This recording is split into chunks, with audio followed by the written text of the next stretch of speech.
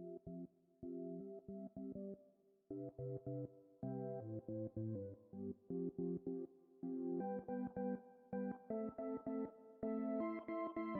backs against the wall. It seems impossible,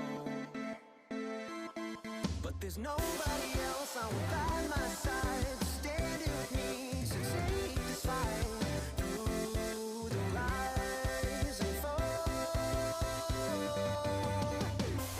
With our fearless hearts, we could be ours, and we could live for 1,000 years. We could be legends if we all go down. If our time is now, we could let everyone know we were here. Be legends.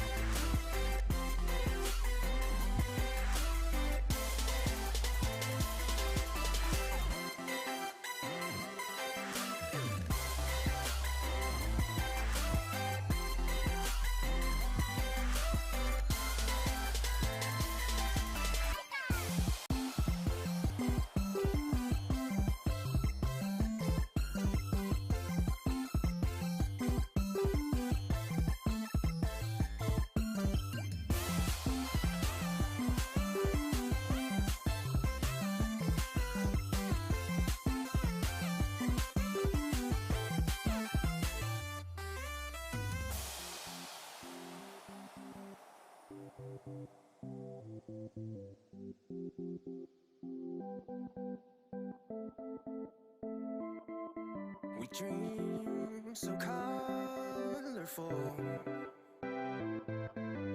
Oh, we love so strong. The world is relentless, the city won't sleep. It hardens your soul, brings you to your knees. We can face it all. With our fearless hearts, we could be ours, and we could live for 1,000 years. We could be legends if we all go down.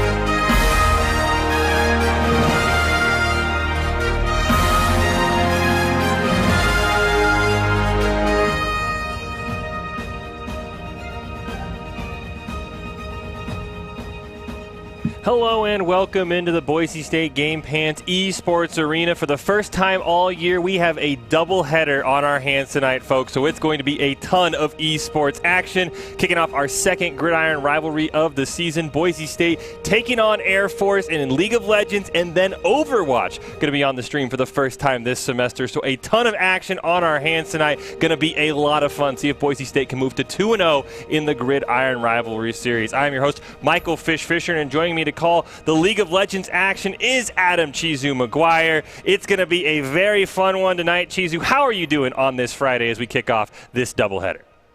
Listen, dude, I have not left, again, the couch behind me. I have spent every waking moment with Boise State Esports, and by golly, I love it. And I thought we had seen it all, but today as the Boise State Broncos take on Air Force Academy, the storylines and the lineups alone in League of Legends are oh so unbelievably spicy today. You're going to see some players you know and love. You're going to see some players who you may have forgotten about, but they're going to make a stance here tonight.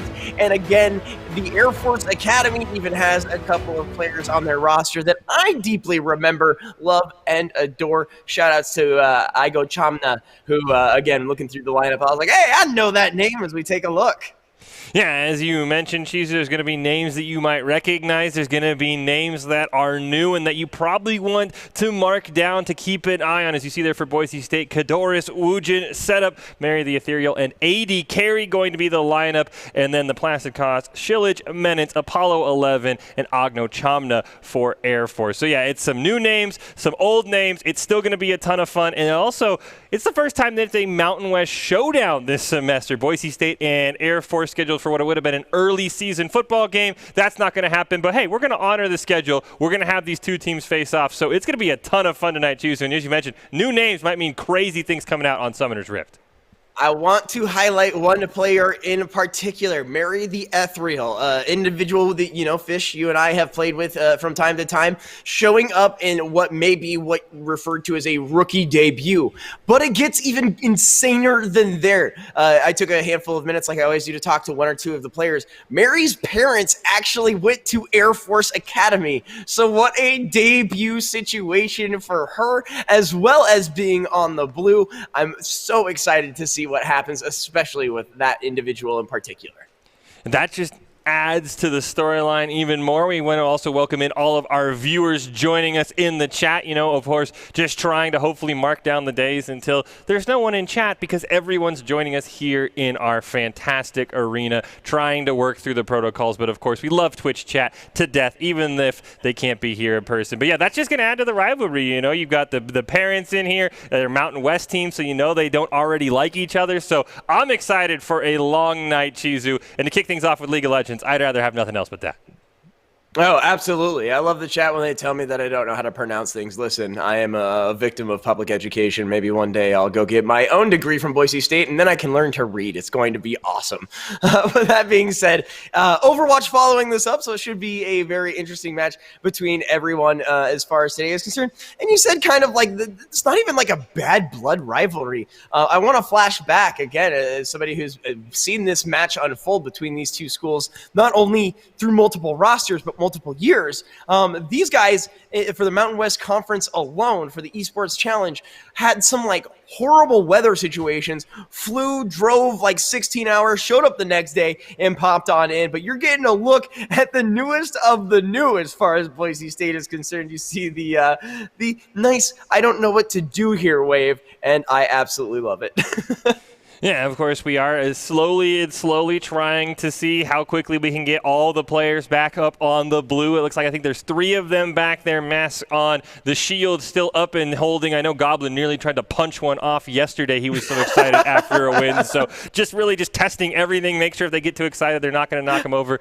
As we hop over into the picks and bans, Ash going to be the first one taken away there by Air Force. Very powerful AD carry, usually first pick or first ban. Boise State going to answer. There's the Caitlyn off the board.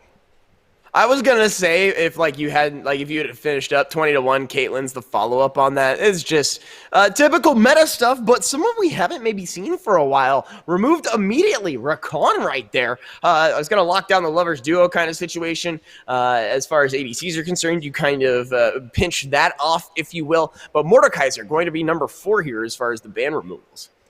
Yeah, the Taric taken away as well by Air Force, so putting a ton of pressure on that bot lane. Going to make them move to tertiary picks or something even further down the road. And then Talon taken away by Boise State, very powerful mid laner. The ability to roam everywhere. We've seen Boise State sometimes bit by those mid laners that can roam. And then the Zac first pick for Air Force, which could go jungle, could go top lane. We've seen it both, so it's going to be hard for Boise State to try and figure that one out. So we have seen multiple lineups of the Boise State side, and now we're seeing another one, and ironically enough, that is the response. So as we take a flashback, a little Scooby-Doo into the past, we did have a Zac in the top lane into a Camille, and that interaction alone was absolutely bananas. So we'll have to see if that is the top or the jungle iteration of Zac, as Senna also locked in response, going to be Nautilus. Yeah, Nautilus, and then there is the Lucian going up against maybe the second lovers duo on the Rift. Be curious to see if that is support Senna or AD. Senna can be kind of played in both roles there, so both teams are taking a little pick of, hey, try and figure out where this is going. One last pick here for Boise State. See if this gives any information away. There's the Xayah, so maybe a 200 IQ play by Air Force to pre-ban out the Rakan? Well, Xayah is just actually a pretty strong pick all around. Doesn't necessarily need the lovers duo buffs, if you will, but it does certainly help. Xayah on her own offers a interesting scenario. Not necessarily the lockdown you're looking for in the pop-up and taunt that you're gonna get out of a Rakan, but she does have a lockdown. She does have some slow opportunities, especially if you're running Glacial, so we'll have to see what the key runes or keystones look like moving into this next part as Yasuo, Veigar, Cassio, and another mid laner, Azir, going to be banned out. No surprises, both of these teams are looking for some kind of powerhouse. Yeah, and definitely looking for something. I know we've seen set up on that Veigar. Would not shock me if he just locks in the Victor. Those seems to be his two go-to champions there. So that would, it was kind of, I was maybe expecting either the Veigar Victor back-to-back ban from Air Force there. Hecarim going to be picked up there by Boise State. Very, very powerful jungler. We've seen it on both ends, Chizu. We saw Aqua pop off, and then earlier this week we saw the Jury jungler absolutely annihilate Boise State on that horse. So a very strong pick for Boise State. Definitely one I am a fan of. Yeah, it boils down to mechanics, map awareness, and pressure options. Getting ahead also certainly helps. Vladimir, though, is one that we haven't seen a whole lot of, but we have seen a ton of bans. Not going to be one here, so they'll pick him up and throw him into whatever lane he will dominate on. Possibly the top lane, I'm assuming. I don't imagine any of these other champions for Air Force going jungle, so that Zac will be going into the jungle lane, which makes me a sad panda. But Lissandra into a Victor will be the situation in the mid lane. Yeah, and I will say that Vladimir and Lissandra, at least at some points, have both had this ability to go either top or mid lane, so there is some freedom for the Air Force side to maybe pick who they would rather have face against the Camille and the Victor. It is Air Force versus Boise State as we kick off our second iteration of the Gridiron Rivalry series here. Boise State winning last week in League of Legends over Georgia Southern, actually coming from behind to win a 3-game series. But there's actually a doubleheader tonight. It's League of Legends and Overwatch as we... Is this chair stream? Camera stream? Yeah, dude, it's Chairception. It's the Idaho Central Credit Union Chairception cam as we continue on. One day, at some point in time, you, in fact, could be sitting in that exact chair, looking at that exact monitor, but instead, you're also going to see the backstage ninjas setting up and adjusting, and oh my goodness, that's what it is, Fish. It's the best of the best, the analytical, amazing individual. Glovely is set and good to go. Glovely, welcome back, my buddy. Well, I think Glovely has to, Glovely maybe, he was so excited by the draft, he was taking those final notes. So he'll get the headset on so that we can all hear him. We can get the Glovely breakdown going there. He was just so blown away by the draft, probably saying, okay, where does the Lissandra go? Where does the Vladimir go? He's going to come on and give us an exact rundown of where everything's going, what the keystones are going to be. So while we wait for him to get set up, I'm just excited. You know, we have Glovely in here to break it down. It's Gridiron Rivalries. It's a Friday, Chizu. Did I miss anything at this point?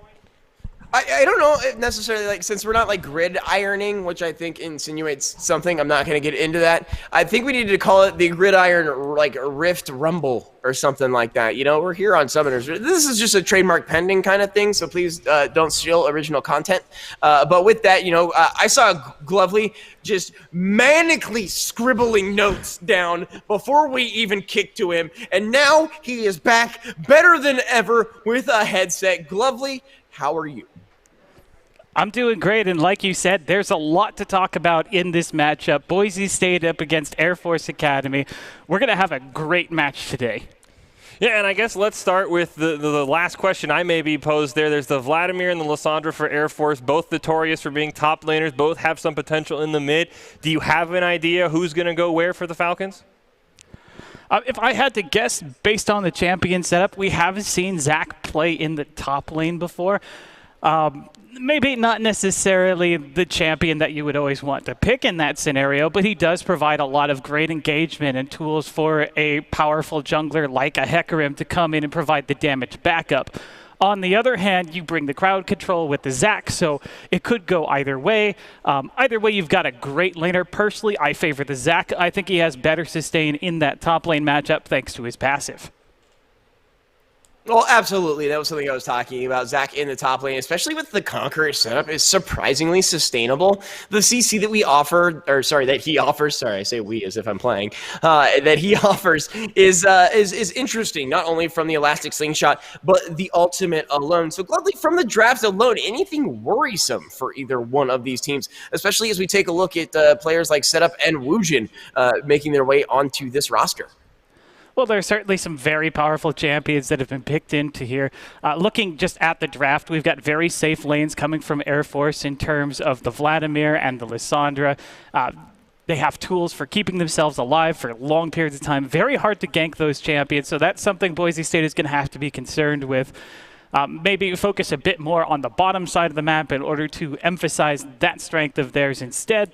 Also, looking at the things in the draft, two big champions that I think are going to be worth paying attention to. Lucian, an incredibly powerful mid lane champion. Lucian can deny so much just because he's a strong early game bully. He's got that high mobility, great for dodging skill shots. Keeping him alive. Riot actually thinks that he's so powerful that without nerfs, he may be pick or ban at Worlds. So definitely a champion to keep an eye on. Also worth watching, the Hecarim we discussed earlier, whether it's a top laner or a jungler, that's a champion with some Boise State pride on the line. We saw it be absolutely devastating with an attack damage build earlier in the week, but we also know that it can go for a very tanky build. It's a powerful engager that can go from lane to lane. Well, Glovely, thank you so much for your insight. We'll see if it holds true here as we are about to hop into Game 1 between Boise State and Air Force. See if the Broncos can get off on the right foot or maybe even the right hoof, thanks to Hecarim on the side of the Broncos here, Jizu. You're not allowed to make the dad puns, all right? Only one of us is allowed to pun it up here as we jump into game. First handful of seconds, nothing too crazy, no goon squad mechanics.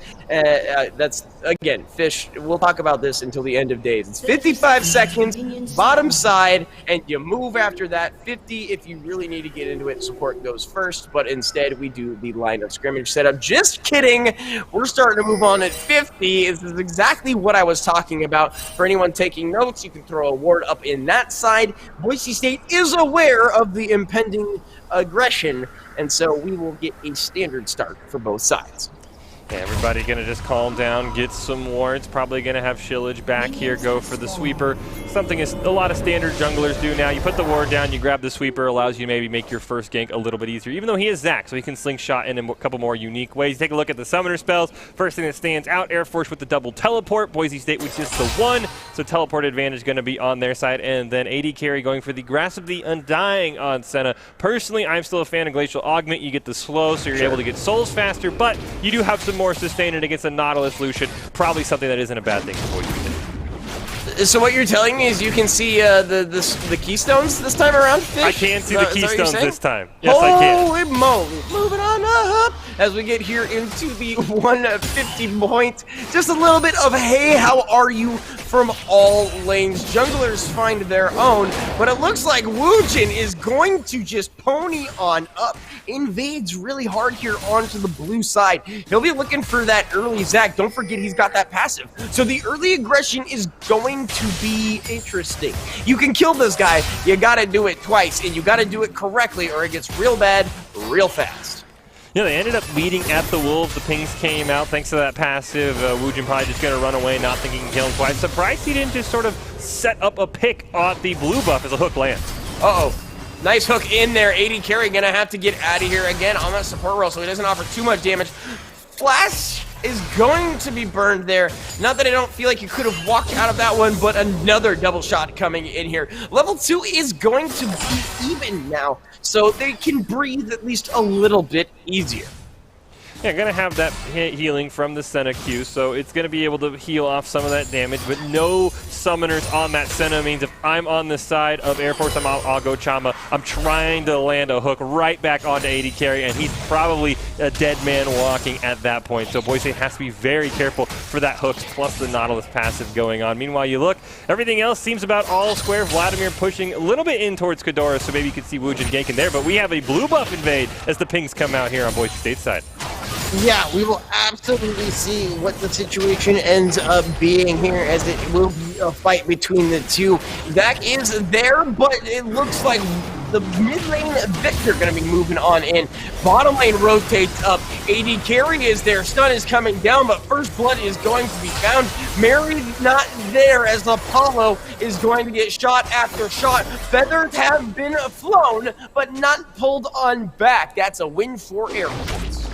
Yeah, nice smite by Shillage, stealing that blue buff away. He got the healing, he got the extra level up as well. That sort of made the difference, and as you mentioned, Air Force is a slightly bit faster on the rotation over a 4-on-2, not something Boise State probably had much of a chance of winning, so first blood going over to the Falcons, and probably the lane I least expected it. Rarely do you see a Zac part of a first blood in a jungle invade. Yeah, it's very interesting. Again, Zac has a lot to offer as far as aggression is concerned in all points of the game. If I had an opportunity to kind of highlight his areas, this is one of them right here. In and out and done, as I know I'm not going to find that one. Feathers fly, no follow-up, as Mary going to be left by their lonesome here. And now Boise State is down 2 kills, less than 5 minutes in.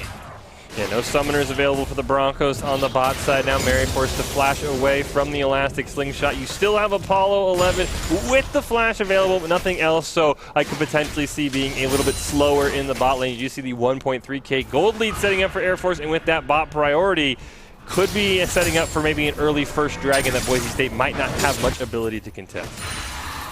Yeah, and again, we were talking about it throughout the course of the week. 2 dragon is kind of your limit of gimme, as I like to say. You can give them 2, and of course after that you put them at point, but the first 2 are a coin flip situation. You really can't control that. You can set up your wards, you can do what you want. You can also not die while trying to get vision for yourself or deny your enemies.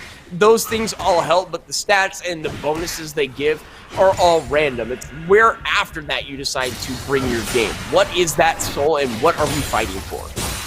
Yeah, and as you mentioned, I don't have a problem trading first 2 dragons if you're able to say, hey, you get the dragon, I get the Rift Herald, we'll both kind of call it all square. Sure, you get some buffs, but we maybe get some early towers, some early plates. So if Woojin wants to be able to grab that Rift Herald when they're down on that Mountain Drake, I would have no problem with it. Surprisingly, Shillage was down there. He sat in the tri-bush, maybe was waiting for a gank, and then immediately backed. I would have thought that was a perfect time to set up Dragon, so maybe a bit of a throwaway with this lead Air Force had by just letting Shillage back and go back to jungle. Yeah, we'll have to see what the follow-up is. I mean, 2 minutes in, it's about 1,000 gold out. Again, not dire kind of a situation here. As we take a look, top lane is looking okay within a handful of CS. Jungle's about the same. Mid lane is literally the same. And everything else is just as par for the course as you can be within just a grasp of a lead. But the overall total is going to come from those kills alone. Yeah, the extra assist in the mid lane. Everyone except Vladimir getting in on that kill. At least 1 kill for Air Force, going to put them ahead in almost every lane. And then you can see the Vladimir winning that farm just a little bit. I did think it is sort of interesting. Boise State seems to have a lot of Camille top lane mains, which isn't a champion that's very popular, so it is kind of funny to me that we've had multiple people play Camille in Boise State in the last week. No, she's awesome, though. That champion has so much to offer, from the mobility to the ultimate alone. Her team fight and solo ability is absolutely stellar. So curious to see how that is going to break out. And just, again, no real surprises. Who else are you going to play? You going to play Ornn? Go ahead. Work for it. But I absolutely agree there with Vikbok. Camille is broken, removed from game. She's really strong, especially if you said, what a great match ring cook there from Igo Chamna, but Woojin is gonna gallop away and say, nay. No, I was like, hey, okay, I respect the hook. It's probably not going to land, and he just immediately hits it. So that was pretty impressive. That might signal a first dragon for Air Force. Maybe actually going to use that early advantage. Doesn't look so. Zach, oh, there he goes. He's finally going to commit. I was like, maybe he's going in on the bot side, but as we talked about, probably nothing you can do at Boise State there. Lysandra going to rotate down, so now for Boise State, grab that Rift Herald, make everything all square in terms of objectives. Yeah, and that's kind of what you do. It's the give and take, the ebb and flow, the tug of war, whatever X and Y you want to throw to that statement. If you're going to lose something somewhere, make it through, but Mary's going to get hooked, and in comes the menace. The feathers fly, the stun is down, the ult is going to lock her in place, as Apollo is going to find the kill there. Great rotation, a Drake to follow. They should have known the aggression was there, but a great movement from what I wish I could highlight there from Menace absolutely secures that. Yeah, you know, you see the mid laner go down, you say, okay, hey, mid laner's on Dragon, and then all of a sudden shows up in the bot lane, which is something I like about this Air Force team, is they have the Zac and the Lysandra, which are two champions that have these unique ganking paths where they can go over walls that you usually have to save flash for. They can avoid wards that might otherwise spot out someone else. So I like Air Force pressing this advantage early with, hey, try and ward because we're just going to come through a wall in a place you never expected. Listen. Both of those champions also have access to major objectives that nobody else will. Woojin can ult into a dragon pit, sure, but Camille and Zac alone don't even necessarily have to enter it in order to do what they like to do. Camille can hookshot onto the wall and wait and kind of bait out some kind of aggression, maybe a CC mechanic of some sort, but Woojin actually really low here, gonna continue for Krugs. Zac doesn't even have to enter the pit of either to try to slingshot into the smite. It's one of my favorite Zac mechanics. It's filthy, as we got aggression here on the top side, and it looks like Placid gonna take more than 75%. There's that Camille that we were just talking about. It has the Sheen, able to pump out some damage. Yeah, Camille loves when it's a solo damage type champion. You get that passive shield. If they're a magic champion, they kind of have to auto attack you. Hook just gonna miss. Apollo the 11 gonna throw something out. Shillage now waiting around as well, so Kador's gotta be careful as here comes the leap. Oh, canceled it. Never mind. Canceled it early. Yeah, no. You're absolutely correct. I thought for sure that was going to bounce on in. A flash over, a hook into the wall will force another flash.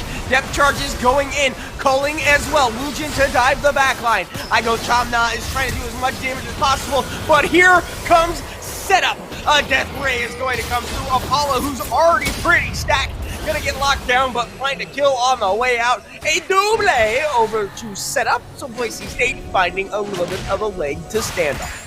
Yeah, good job by setup there, as you saw. Took the blast cone away. I thought maybe Boise State was going to leave that up, give Lucian an out, but here could be a kill.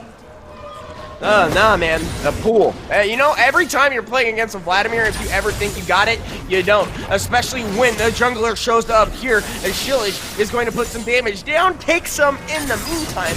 Just there for a little bit of, again, hey, how are you? That is going to allow for this Camille to kind of back up, reassess, and waste the time of the jungler there, and delay the back from the top laner nonetheless. Yeah, that's the other thing that I'm starting to notice that Air Force has is a lot of champions that have a built-in either second life or are very hard to take down. Of course, Lysandra can ult herself if she's in trouble. We just saw the pool there, and of course, Zac has the ultimate as well. So definitely a team for Air Force that almost has a few built-in Guardian Angels. It's going to take more damage than usual to get an ace for Boise State. So another thing to watch out for is that Boise State is going to have enough damage to take out these champions a second time, put in this sustained damage, and if they can survive Air Force damage here, this Shillage might be setting up something on setup. Oh, we got a 2-on-2, even if they are unawares. Woojin gonna run right back over. Shillage gonna make him kiss, but the stun is gonna come down. Woojin is going to deny as much as he can. Let's bounce away from some trouble, and ultimately used to get away is going to befall Air Force. Great response from Boise State, even though it looked super sketch there for a little bit. Yeah, I thought, okay, I was like, wow, Woojin's just going to go in on a gank, and we're going to have a 2v2, and he goes galloping past, has to actually turn around. Good job by Woojin to catch that one as you do take a quick look at the items. 2 Triforces nearly done here for Boise State, but Kadoris nearly wants a kill to finish this off. He's going to back off, but you see the Sheen and the Phage on him, and Woojin, you see, of course, the Hextech item finished there by setup, and then a Caulfield and a Zerker Greaves finish for Mary in the bot lane for the Broncos. All right, again, if there was ever an instance for me to have caster bias, it comes from experience playing with Mary. The longer this game goes, the more deadly she is going to get through in this game. But we have a fight in a top lane. Teleport going to be expended? All right, cool. Have fun walking back to your lane. Yeah, no, I was like, okay, maybe it's a tower dive here? Is this potential tower dive? Maybe is the situation, or you lose a couple of plates here for sure, and it looks like this Camille is going to have an opportunity. Jungle is on bot side, damage is coming down, Mary is going to be found out, can't even pull the feathers back there, as sorry, AD carry was actually the priority target there. Mary was able to get themselves out of there, but the rest of Air Force able to collapse on carry and find themselves one on that 3-man gank. I said it was only going to be 1 or 2, they might find a third here on the top side, as there is no response from Boise State, no way to, as far as this matchup is concerned. Yeah, looks like Boise State maybe settling for that free dragon. You can see Woojin in setup down there on the Ocean Drake, as he talked about. 2 dragons usually the number amount you want to give away. Looks like Boise State sacrificing what could be 5 full plates to 2 people in exchange for this dragon. Is the 4th one should fall here. I don't know if they'll get the last one, but Boise State probably going to give up first turret in exchange for that dragon. Man, this Camille's probably not super happy about what just happened. Not that Boise State could have really done anything about it, but it just feels super bad to be in that position and not able to do anything about watching your plates disappear one by one. Yeah, and you can see it looks like Air Force also has jumped on Rift Herald there, so that should be all but a guaranteed first tower if they really want to waste it up there. It's at maybe 10% life, so I think you maybe see Shill just drop it in the mid lane. There you can go. You can hear her cry about the map as she does go down. So be curious to see where they want to put that Rift Herald, if they maybe want to try and save it for something else on a later team fight, but should be an easy first tower for Air Force here, no matter where they want to go. Have we decided what the name of second jelly is? Heraldina. Heraldina is what I've been told. Heraldina. I think it was Free who Multiple mentioned sources. it once. Heraldina. Yeah, multiple sources. Heraldina is the second one. Not necessarily worth as much because the tower plates have fallen post 14 minutes, but still can be used in some very, very interesting scenarios as we see chat blowing up. Heraldina! Chat always knows. Chat always knows when we're looking for the answer exactly what it is. And yeah, as you mentioned, does lose some value with plates being down. Also loses a little bit more value at the fact that Dragon just went down, so it can't be something where you drop her top lane, you can all rotate down to the bot lane, and someone has to answer for Boise State. So I am really curious. Like, this could easily be just, hey, drop it top, we want the guaranteed first turret, but the first turret's probably going to fall right here. Yeah, drop her like she's top, but you don't have to worry about it until your Camille starts smacking around to Vlad. He's going to heal up just fine. Hextech Ultimatum comes on out. Nice watch. Is that a Rolex going to be forced out? Shelly there into the mid lane. Tower 1 falls top. Tower 2 shortly behind. Yeah, I like to play from Air Force there, picking up 2 turrets with that. We'll see if setup, though. Maybe he can find Menace waiting. Woojin in the wings. Ew, here comes that pony. He's gonna jump on in, making himself invincible at the same time. Senna ult's gonna come out to give him some shielding, but it is almost all for nothing. Menace going to drop 1. but it looks like Setup finds one on the way out. Woojin is not done. This pony will not stop like the express he is from, but in comes the culling. I know Chamna going to fall here. Boise State looking for a way out, but Apollo flash in double shot, and now Woojin is much like a losing racehorse, finding his way to a factory, instead actually going to find his way to the jungle and get on out of there. Yeah, great job by Woojin to get out of there, smiting the chickens there, also using the W, just getting some of that passive healing, and then, of course, he's so quick, he just galloped out. I did have to use the Ghost there as part of the escape plan, but I'm sure Boise State can't hate that trade, at least still going 2 for 2, even when they are behind. 3K gold is something you aren't going to frown upon. Double Triforce finish for Boise State on the side of the top and the mid laner. You can see some other items starting to be finished for Boise State, and Kadoris is just having a ton of fun right now in the top lane. Yeah, Ghidorah says, hi, nice health bar. I think I'll take it here. Again, not really able to get an advantage as far as the overall power top is gone, but doesn't even care. Hextech Ultimatum coming back out, says, your jungle's not here to save you this time, take it! As Ghidorah is going to get the kill there. Solo lane! It looked so good so many times, finally gets it in. No, I was going to say, the other thing is jungle's not here to save you, and that Rolex is broken. You ain't going to use that one either. So punish him before he finishes the Zanya. You can see the Seeker's arm guard there as well. So probably the last time Kadoris is ever going to be able to just say, oh, you didn't just pool, and then you went invulnerable, and then you pooled again because the cooldowns on that champion are ridiculous. So probably the first time he'll celebrate that, but now he's going to let him challenge it. Menace is here, the ultimate burn. Damage is coming out, there's a little bit of a shield there. Hook shot over the wall. Gives him the old neener and walks on out of there. Now these Super Smash Bros. A new challenger approaches, and you just say, you know what, I'm not on the right champion. I'm not on Fox. Let me just back out. We'll try this again in a couple of minutes. Absolutely, man, but it looks like Boise State is going to find themselves a second dragon here in the very near future. Again, I don't have the countdowns, but they might be looking for a pick instead. Then the movement speed there from Senna is going to allow for something. They get at least the ultimate out, but here comes Victor as well as Zach. Zach also not seen quite yet, is going to make his presence known. Now Elastic Slingshot in, is going to be subjugated from the rest of the team, but Igo Chamna jumps in. A nice ultimate to the flash is going to allow for Mary. Double teleport, Setup is going to get that first one. Zach passive is burned. It looks like AD Carry finds one. They are going to also find the Goo Dude and get him on out of here. Boise State finds a 3-4-0 and will be awarded a practically free dragon unless the world falls apart. Menace still has the ult on the Lissandra. There's maybe a world where he goes in, bursts down Woojin, because the horse is very, very low, but I don't think they want to challenge it, don't want to throw away anything too crazy yet, even despite the kill lead going over to Boise State. The 2-0 towers still mean the gold leads on the side of Air Force's. Menace going to scare off Kadoris there. Yeah, just a brave little play there, looking for some kind of thing. This is gonna find it. It's one of the, again, I keep using the term the hey, how are you plays. There's some kind of mental warfare that also happens in these games that simply by showing up in game is one of those, again, mental attacks that I like to take advantage of. So just your presence alone can be a move. See there on your camera on the bottom left side, a stuffed animal in here for good luck for Mary in the bot lane. Definitely coming in handy. Let's go. Yeah, you know, hey, I'm not superstitious. I'm just a little bit stitious. You know, that's all I gotta say. She's gonna, okay, listen. She has gotta know that the camera is on that thing right now, so she might have a second tab open, and knowing her, probably the case. As far as the multi-management is concerned, I love to see what I'm seeing.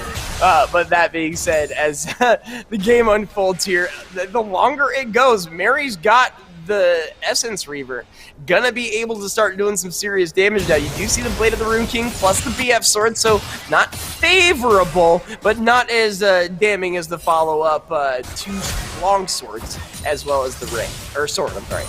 Yeah, and speaking of our items, I think that caught my eye. The full health bar on Sillage. Usually you see Sunfire or Cinderhulk, in this case on the jungle Zac, into the Spirit Visage for the extra healing. No, this man's slapping a Warmog on top of it. I don't even know if he has enough health to activate the passive. You need 3,000 health to get that regen this early in the game. He's probably pretty close, so you rarely ever see a second item Warmog rush, so be curious to see if that extra health is ever going to matter for him. I think he might actually have it. Flash going to be burned here, but going to use the Q to get back that health. I'm a big fan of picking up Spirit Visage first. Just the health blobs alone, your ability to sustain, maybe that's more of a lane build, but we might have a 3-man bottom side situation. Rinse and repeat, I believe is the term. Sorry, there is a 4th, so now they are trying to put even more pressure here on the bottom side. With no timers, I'm not sure how long until Dragon is back, because I have not been keeping track, but Wujin seems to have an idea. There's some damage in from the Victor. Ultimate going to be burned to save oneself. Oh, and Sillage is not even going to find anything. Over the wall from the Dragon Pit comes the Camille. A double there for Victor, but it does look like Igo Chamna, the only player I highlighted for Air Force, the 1 kill, as Boise State will find 4 for 1, and they are willing to take that. Yeah, interesting that Placid didn't teleport down. You see it up and available, instead choosing to split push on the Vladimir. Not something that I'd ever thought I'd say, and probably not something that's going to be very effective, as now Kadoris has something to say about it. Kadora says, hey, do you remember me? By the way, I get from that side to the other side real quick. The ultimate coming out here from Vladimir is going to not do much as the hook shot follows. The pool is used. Get out of here, Kadoris. And Boise State finds what would be the unofficial ace of that team fight. We do see Placid now finally picking up the Zanya. There was an item he was sort of sitting on all the components for a very, very long time, finally picking it up. And then, speaking of, we talked about interesting items, the, not the Bloodthirster, but the pre-version of the Maw of Malmortius, the Hex Drinker. There you go, that's what I was looking for. On Apollo 11, I mean, I know setup does a ton of damage, but there's only 1 AP champion on Boise State's side. That feels like a very, very poorly decided item on for the AD carry on Air Force. I mean, sure, but, you know, it's just damage. What? No, it's just damage. Don't worry about it. It's fine. It's just damage. You're fine. You can take a lot of it, right? As an ADC, correct? I mean, no, you're not going to take a lot you take a lot of damage, right? You don't do a whole lot. You just take a whole lot of Oh, yeah, exactly, yeah. That's how I play my AD carries all the time. I just wanted to make sure, but as we jump in here, a fight breaking out. Igo Chamna gonna be locked down, but in with the elastic slingshot plus the culling, Air Force has found their first AD carry forced on out. Blue turret is going to fall as that Camille is going to find 1. Yes, in fact, that is the Stabobo Queen herself here in this game number 1, a best of 3. And right now, Air Force is poising for this Dragon, as Boise State could be looking for Drake Point. But the fight in the top side coming out, ultimate burned, but see you later. Camille is gonzo. Yeah, I think Boise State's going to have to concede this given Infernal Dragon on each side. Wujin's still dead, but Boise State, they're getting pretty close to that. They want to try and steal here. Ooh, Elastic Slingshot was baited out, so Boise State is just going to peel on out. Air Force going to be awarded some more damages, if you will. A nice flash into the hook as a support boyo. That was amazing. Flash is going to come out. No make 'em kiss. The setup shows up and puts up in a body bag. Hextech Ultimatum, as Condoros is going to find that one, and then is going to chase down the opposing mid laner. I'm sorry, top laner, as Bloodpool is burned on out. The rest of the Bronco Cavalry is here, and they are stampeding their way to Baron. Yeah, great job by Boise State turning what Air Force thought might be a free pick onto setup into a near ace. Only a couple members left alive. Gonna be curious to see now how close Air Force wants to get. You see Menace waiting there in the back line. The slingshot online for Zach. If he can get there, we might have a good old-fashioned smite battle. Yeah, it could very well be the case. Boise State is burning this thing down so unbelievably fast. It is done. Enhanced recalls are there. Pick up a couple of souls, Senna, and then go ahead and thank your lucky stars. As instead, I'm sorry, it looks like Silge is going to jump on in here. Mary 1v2 is able to put out some feathers, but Boise State will not leave her by her lonesome. Senna finds the first, and Menace will pick up Mary, but the follow-up is there. Escudaros is going to find the goo dude, and now Boise State can continue. Yes, they lost one of their Baron buffs. Now they just need to be aware. In with everything, here comes the second fall. An AD carry stun will not land, as he and Wujin will peel on out of here.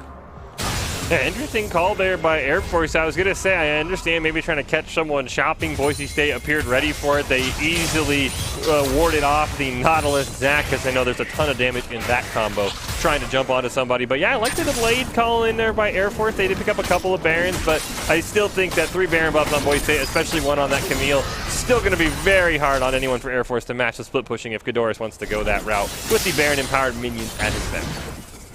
Yeah, absolutely. And if this Camille can just continue to press on in any lane, she will be allowed to do whatever she wants. Again, we talked about the movement opportunities. Here we are seeing her clear out some vision, pick up a scuttle with relative ease. It's like the man on the flying trapeze. She just has to not get caught out. As we do see, we talked about the Glacial Augment Senna potentially not being brought in here. He does have the Frozen Mallet, so going to have that built-in slow anyway on the kit of AD carry going forward. You see the Luden's Echo finished on both mid laners. Proto Belt on the side of Menace as the second item, and the Leandry's Torment as the second 2.5 item for setup. I know Victor has those sort of built-in items at a cheaper cost, so however you want to handle that. Looks like he's also working on the Lichbane. Full Maul of Malmortius, by the way, finished on the side of Apollo 11. Still not an item that I fully agree with, especially with setup, the only magic damage user for Boise State. But if it keeps him alive in a team fight, then I'll have to prepare some Crow for later in the evening. Yeah, remember how much we were discounting the Victor in the last game? His ability to just blow up a champion, double it, you can just very much get that secondary kind of fear out of it. Again, I'm a big fan of the mental games. Wujin is going to walk right past the brush. He couldn't possibly be there. Meanwhile, collapsed on by the mid lane. Ultimate use there, interesting, but he's able to gallop on out into the safety and the comfort of the rest of his team, even gets a little heal in the process. Yeah, Boise State trying to find something here with that Baron. Can't quite get into the mid inhibitor. Also, you do see Ghidorahs pushing down there in the bot side. Maybe he'll be able to pick up that bot turret. Boise State 2-1 turret advantage right now, or 4-2, you know, depending on how you want to call the math. 4K gold lead as well for the Broncos, and growing. And for right now, for Air Force, you know, with this full-in dive comp, when you're that far behind, you start to lose some of that divey value because you're not going to have as much damage as maybe you were hoping for. I love the Frozen Mallet on the Senna, actually. Not because I love the item, which is, you know, part of it. It has fallen out of grace recently, if you will. But that is super hilarious. I really like to see that on a champion, especially we were talking about the setup here. Going with more of the grassroot instead of the augment. This could be a way to supplement that, but I love my spooky ghosts. I love slowing people with everything. So we'll have to see what this does for the Boise State side. And then you, again, take a look over at the Lucian. No crit. Is just doing raw damage plus an extra shield, just in case something tries to do damage to him, I guess? Yeah, magic damage. We do see, by the way, I like Wujin. He says, who needs a jungle item? I'll hold on to the Talisman, but that's all I need. Can't even smite people at this point as the fight breaks out. Wow, a lot of damage coming out. Mary able to throw the feathers down. Pull him back in, is still somehow alive. In jumps Uncle Horsey as well as Camille. Apollo will find one, but Boise State will stabilize that. Low health bars all around here, as it looks like in Camille is going to find the second. Boise State finds a third and a fourth, and that is going to be a free Infernal Soul Point. Feels so good for Boise State.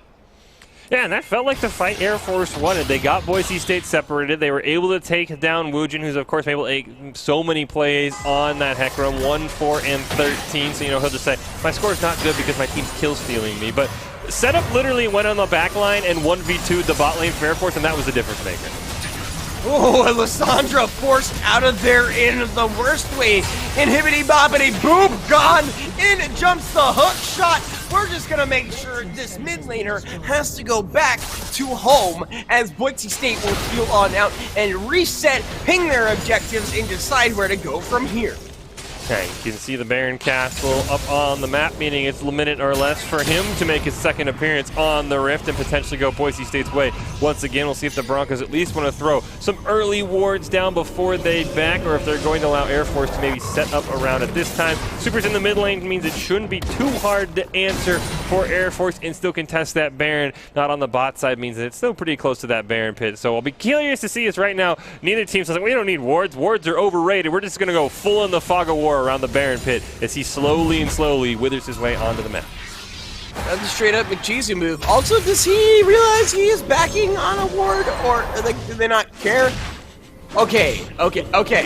You know those like YouTube videos you see that are like satisfying memes or whatever? That was an unsatisfying meme. As a support player, that was not fun.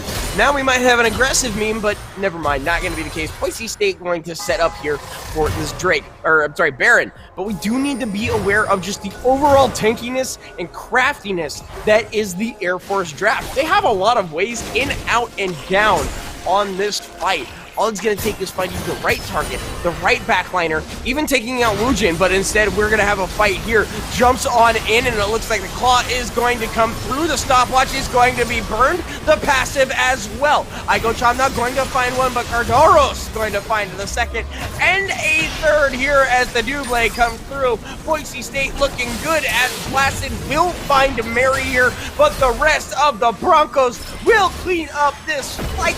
If you were anywhere but here, you'd say Asu and Baron Kudasai. Nope, doesn't. It looks like Boise State says, you know what's better than Baron? Chizu just finishing the game outright. Nah, whatever. Hey, get that 50 gold for last hitting the Nexus. That's way more important than all the gold Nexus. Baron's just a purple snake guy, all right? You don't need him. You're an independent Boise State team with a Hecarim and a Camille who can pretty much just like six-shot all objectives. You know what, burn the flash while you're at it. Sure, it's fun. Mental games. Apollo even left the game early. Uh-oh, Boise State picking up game number 1. Yeah, Boise State victorious in game 1, going to put themselves on match point, off to a bit of a better start than they were last week in the Gridiron Rivalry Series, where they had to come from behind to beat Georgia Southern. Also, a perfect game, I believe 10-0-7 for Cadorus on that Camille, so probably something that's going to be banned away here. And it is Gridiron Rivalries, Boise State versus Air Force. Fish and Chizu on the call for League of Legends, but don't go anywhere. Make sure you order that Grubhub, Uber Eats, however you want to stay in the house tonight, because it is a doubleheader. Overwatch going to make its first appearance for Boise State this semester after this, so you don't want to go anywhere except right now, because we're going to take a quick break, Chizu. Then we're going to come back. We're going to take a look at game 1, and we're going to get all set for Boise State, see if they can finish the series off in game 2 after this short break. Since 2016, universities have been adding varsity esports, competitive intercollegiate video game teams, with nearly 100 colleges and universities now with official programs. Esports is fast becoming the new college sport. But with any dramatic change comes criticism. How could institutions of higher learning promote something so trivial? But when you look a little closer, esports demonstrates, just like other sports, that it's a pathway to something more.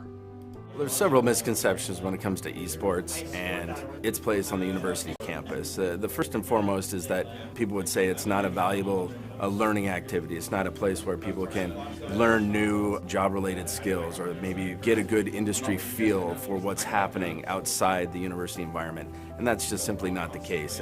And all evidence points otherwise. There are so many new jobs. The industry is absolutely booming. People are looking for students that are graduating with experience in things like streaming and technologies, marketing, the whole business side, sponsorships. There's the whole graphics and coding component that involved in esports and other video game type of activities that are really important in just terms of jobs and industry. And on their way to those careers, students who attend schools with varsity esports programs can compete for their university. But in order to be eligible, students have to meet the same high academic standards as other student athletes. You have to maintain a certain GPA. You shouldn't be playing constantly. You should have like a certain time frame and like practice for like 2 hours a day or 4 hours a day. You shouldn't be just like overwhelming yourself. Care about your grades first and foremost.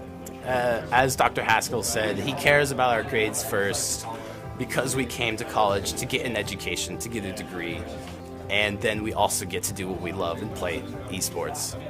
Athletics and other university-sanctioned activities bind students together with purpose, a chance to be part of something bigger than yourself, where we learn to work hard, play a role, lose with dignity, win with honor, all for our school.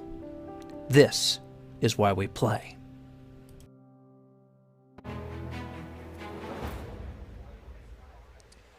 Welcome back to the Gridiron Rivalry Series here in the Game Pants Esports Arena. Boise State taking on Air Force here, the second week of the Gridiron Rivals. Boise State looking to move to 2-0 in this. Of course, they won't meet on the gridiron, so maybe, as Chizu suggested, the Gridiron Rumble Brawl on the fields of justice or something. The Gridiron Rift Rumble, Fish.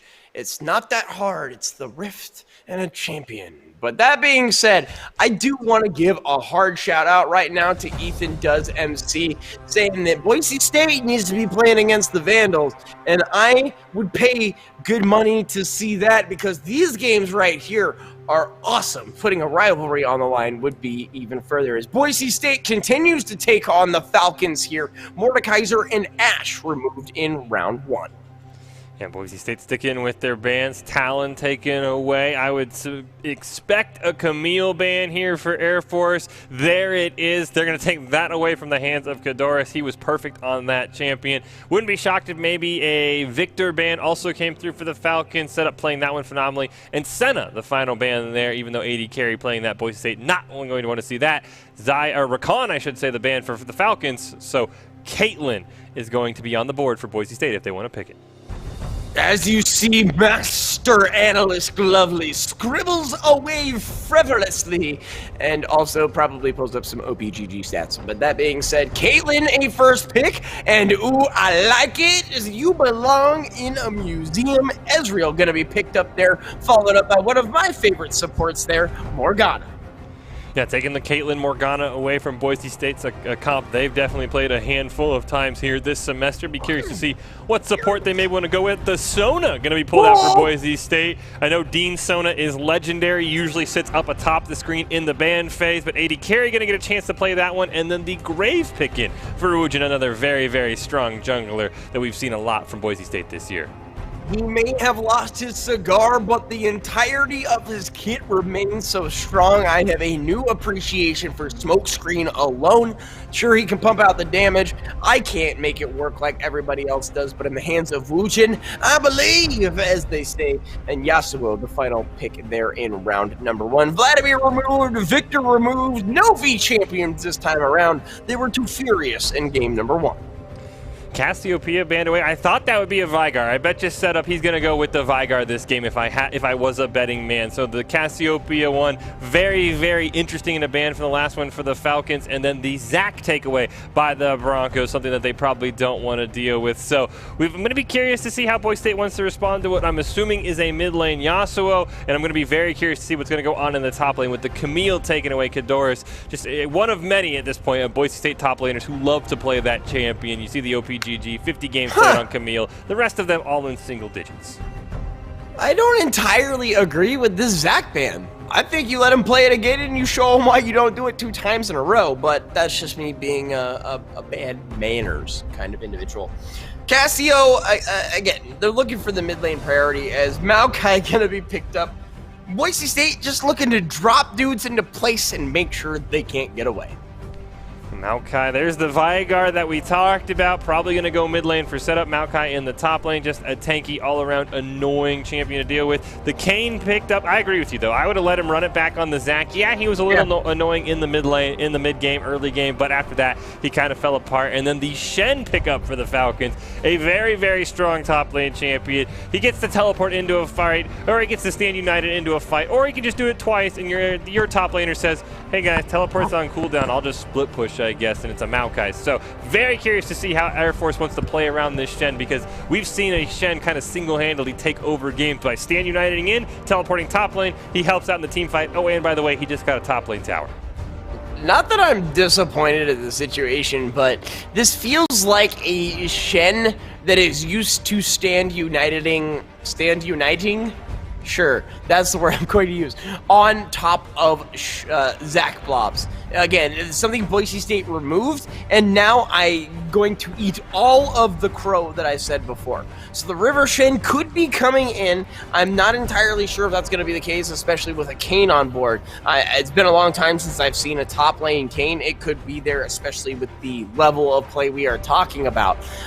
But I do like this pickup. I do have a feeling that they will have some information and some kind of gathering, if you will, on this Shen pick. And as a champion as a whole, a great pickup for the side of Air Force. Yeah, as we get done with the draft, we are once again joined by Glovely. Glovely going to break it all down. So what are your takeaways here from our Game 2 draft between the Broncos and Falcons? In terms of Game 2, what we've got here is a pick composition against a siege composition. We don't see siege very often because one of the big points about siege is that you have to get ahead early so you can get against those towers, so you can force the opponents to react to you. If you fall behind early, that's going to be a weakness for you. Thankfully, there's a lot of great defensive tools on the side of Air Force, with the Shen stand united, being able to put pressure down in the early game, and Morgana's Black Shield being able to deny a lot of the crowd control coming out from the side of Boise State there. As you can see, the draft highlights here on the back behind me. The emphasis for Air Force is they are going to need to get ahead early, and I'm worried about their draft because the champions that they've drafted do not have a lot of early game presence. A lot of them need time to get going. The Ezreal, the Kane need to pick up their stacks in order to be effective champions on the field, while Boise State doesn't necessarily have a lot of early game power. Maybe the Caitlyn, of course, a very strong lane presence, but that jungler Graves is going to be terrifying. Looking at the two champions, I would like to highlight for this, Maokai and Ezreal, I think, are going to be the keys for this match. Ezreal has incredible scaling if you give him time late in the game. Once he gets his tier up, he's an incredibly powerful champion. He's very safe, very mobile. On the other hand, Maokai, the only tank in this game, going into a team composition with 4 AD champs and a support Morgana, I think my heart is singing, and the song it sings is the song of Thornmail. If we don't see at least one Ninja Tabby here, I might just throw my notebook somewhere. Glovely, you're not allowed to be the aggressive one. That's me, man, but thoroughly appreciate you. I want to elaborate on some of the points, but we are going to allow you to go have a seat, despite the fact that you have a cool monitor behind you. Who do I got to pay to get one of those in my apartment? Can I get one of those?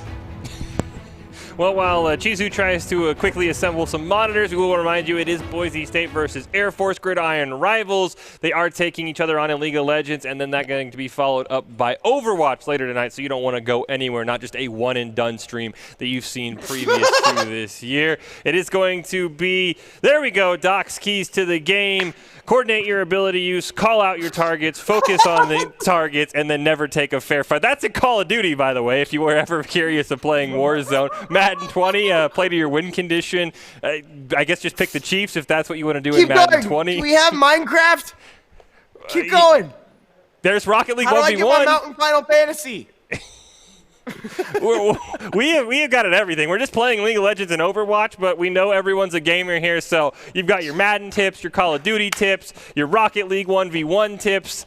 I mean, I'm sure Chizu's got some Minecraft tips. Just, you know, hit some wood and then make a crafting table. That comes from the 2020 NACE Coach of the Year. What, you think it's one game? No, you are wrong. It was a bazillion games from none other than, you know, League of Legends, Overwatch, all the way down to Snake. The guy is older than dinosaurs himself. He's got some experience. Uh-oh, we've got a fight going on. We'll see what happens immediately, and I go, Chamna gonna get locked down and shredded. Coming out the Maokai, going to find that one. Ignite is down. Mary finding the second. Boise State says, thank you. We'll take 2 to go as they find themselves early lead. And that's the one thing that I've seen it on a ton of different champions. I remember watching VOD from last semester, and it was when it really first hit me. I love that the Vygar players for Boise State, and there's been many of them, a lot of times will take Cage at level 1 because there is no escaping it when a fight breaks out there. That Cage probably guaranteed that double kill for Boise State. Usually you pick Vygar, you're like, hey, I'm going Q first ability, I'm going to go farm some stacks in the mid lane.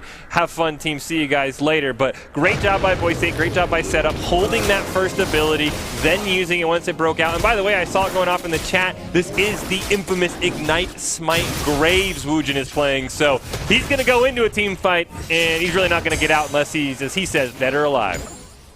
Listen, as far as Air Force is concerned, one of the oldest and most respected opponents as far as Boise State is concerned. I have traveled to watch these two come head-to-head multiple times as far as conference finals in Vegas. John Williams, the man, myth, legend himself, is the director and continues to field great teams that put us up against the wall day after day. Boise State going to have Air Force up against the wall at least to start. You can see both flashes down in the bot lane, flash down as well for the Air Force mid laner. Thanks to that early aggression for Boise State. Their summoner sheet nice and clean besides AD carries Ignite and Woojin's Ignite. And then, of course, Smite going to be on cooldown the whole time in the jungle. So Boise State definitely could see some more early aggression here in that bot side because, yes, Ezreal can blink away with the E, but Morgana sort of a sitting duck there for Agochamp. You know what's really cool is when Yasuo decides to jump in on you and you put him in the rage cage and he just has to look at you with his hands up in confusion going, oh, come on, man! That, or he walks into your cage and you just smack him around. Speaking of smack, we find ourselves in the top lane, a little exchange of damage there. But right now, it is pretty even keel with Boise State having some of the kills as far as resource is concerned. But again, take a look at the CS, pretty even across all boards. CS pretty much equal in every single lane there. I was going to say the other thing with that Yasuo is I'm going to almost guarantee it is going to be the red cane there, the much easier chance to knock up, and every Yasuo will love and usually ping at his team. Please make your life easier for my knockups because I'm a Yasuo main. I don't have to think about landing Qs. I let you do the knockup for me, and I just press R and usually get at least a single kill. I mean, I'm not gonna lie, I did a 1-for-all the other day. I didn't realize that was the current game mode as we get into a fight here top. There's a lot more you can do with that move. But it looks like as it moves on in, Boise State gonna be put up against the wall. A great flash to the Q is going to allow for that Maokai to get on out. Placid was looking, and Sillage was looking as well. Not going to find anything but a resource. Well, he's still chilling around there, still has the double buffs. Kadoris getting lower-ish on mana about halfway there, and there might have another one. Yeah, it looks like they're going to rinse and repeat, able to Q back on out, damage not able to come on down. Setup feels comfortable making this exchange here, but is not able to do much other than that, as bottom side will continue to push. Yeah, I think Shillage, the one mistake he made is he gave an out on the Twisted Advance for Kadoris, basically allowed him a flash range to be able to run away. So if that Kayn had been a little bit later, if he had maybe gone in from a little bit more behind route, wouldn't have had that escapability on the Maokai there. So it's definitely something you got to watch out for. He does have the Twisted Advance on a champion. I've been guilty of that. I'm like, hey, I'm coming in to gank the Maokai, and my teammate's like, you literally just let the Maokai get away with Twisted Advance. Please never come back to my lane ever again. Well, and it's one of those things that all you have to do is Twisted Advance on whoever is closest to your tower, Q on your way out, and guess who's going to hit you? Answer, nobody. Because you are gone. There's nothing anyone can do after that. And then once he hits level 6, it becomes pretty difficult to really gank a Maokai if he has any idea of what the heck is going on. The saplings also don't help your situation. Yeah, we do see Kadoris did end up backing after that, did pick up the Bambi Cinder, so he'll have a little bit more passive wave push down towards Placid's tower, so he's going to have to maybe watch out. The taunt is going to land, but in a wet noodle fight, I don't know if anything's going to happen. Nice taunt in JK LOL. Here is a sapling going to also hit the Q, so that also goes in favor of Boise State. And they didn't even aggress on that. Setup is low on mana, but is still able to do enough to just his auto attacks alone. Gonna drop the W there to put some damage onto the backline. But Kadoris has priority in lane. As far as setup is concerned, it has to be careful, and also there's a jungler there. But the Boise State bot side's also holding their own, so this bodes well for them, especially as we move into the post 5-minute mark. Now we do see the one big CS discrepancy, the 50 to 40 in the mid lane there for minutes. He actually landed a knockup, and then as it faded, hit level 6. I was curious, had he hit level 6 just a smidge faster, he had committed, because Setup didn't have very much mana and probably wasn't close enough to his turret, but just a little bit unfortunate for the Air Force mid laner. But you've always got to watch out for Yasuo. He's the reason that I hate playing League of Legends unless he's banned. Yasuo? Yeah, he's so annoying, and they just hop around. Of Your all the Yasuo is champions, guaranteed. Yasuo? Your Yasuo is guaranteed 0-10 by 20 minutes. Their Yasuo guaranteed pentakill by 20 minutes. If he's not banned because my teammate hovers him, I'm just going to dodge and play something else. So what you're saying right now is Air Force has 9 more deaths on their Yasuo. Yes. Are you willing to stand by that, Fish? You know that the 10 death power spike on Yasuo is legendary at some elos, so we could be seeing it here, but I don't want to say the man's going to go 0-10. No, I'm just being your devil's advocate, if you will. But you're absolutely correct. Yasuo can become that Super Saiyan God mode almost instantly, and all it takes is one really solid team fight. He doesn't really have the items to follow that up because he has had to buy that cloak.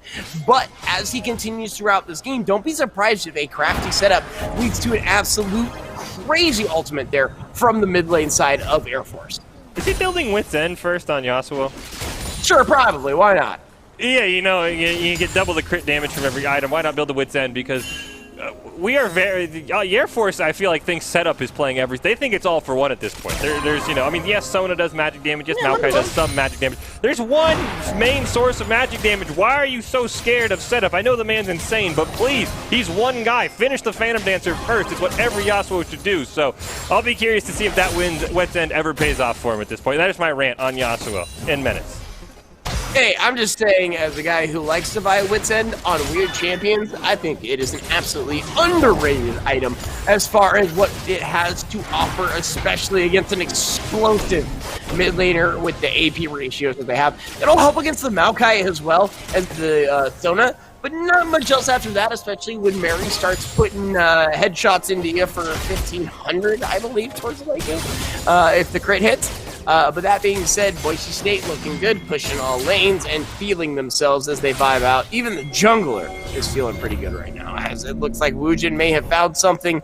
Sillage going to be bailing on out. Carrie and Mary are here. Carrie and Mary! Oh my god, it rhymes, guys!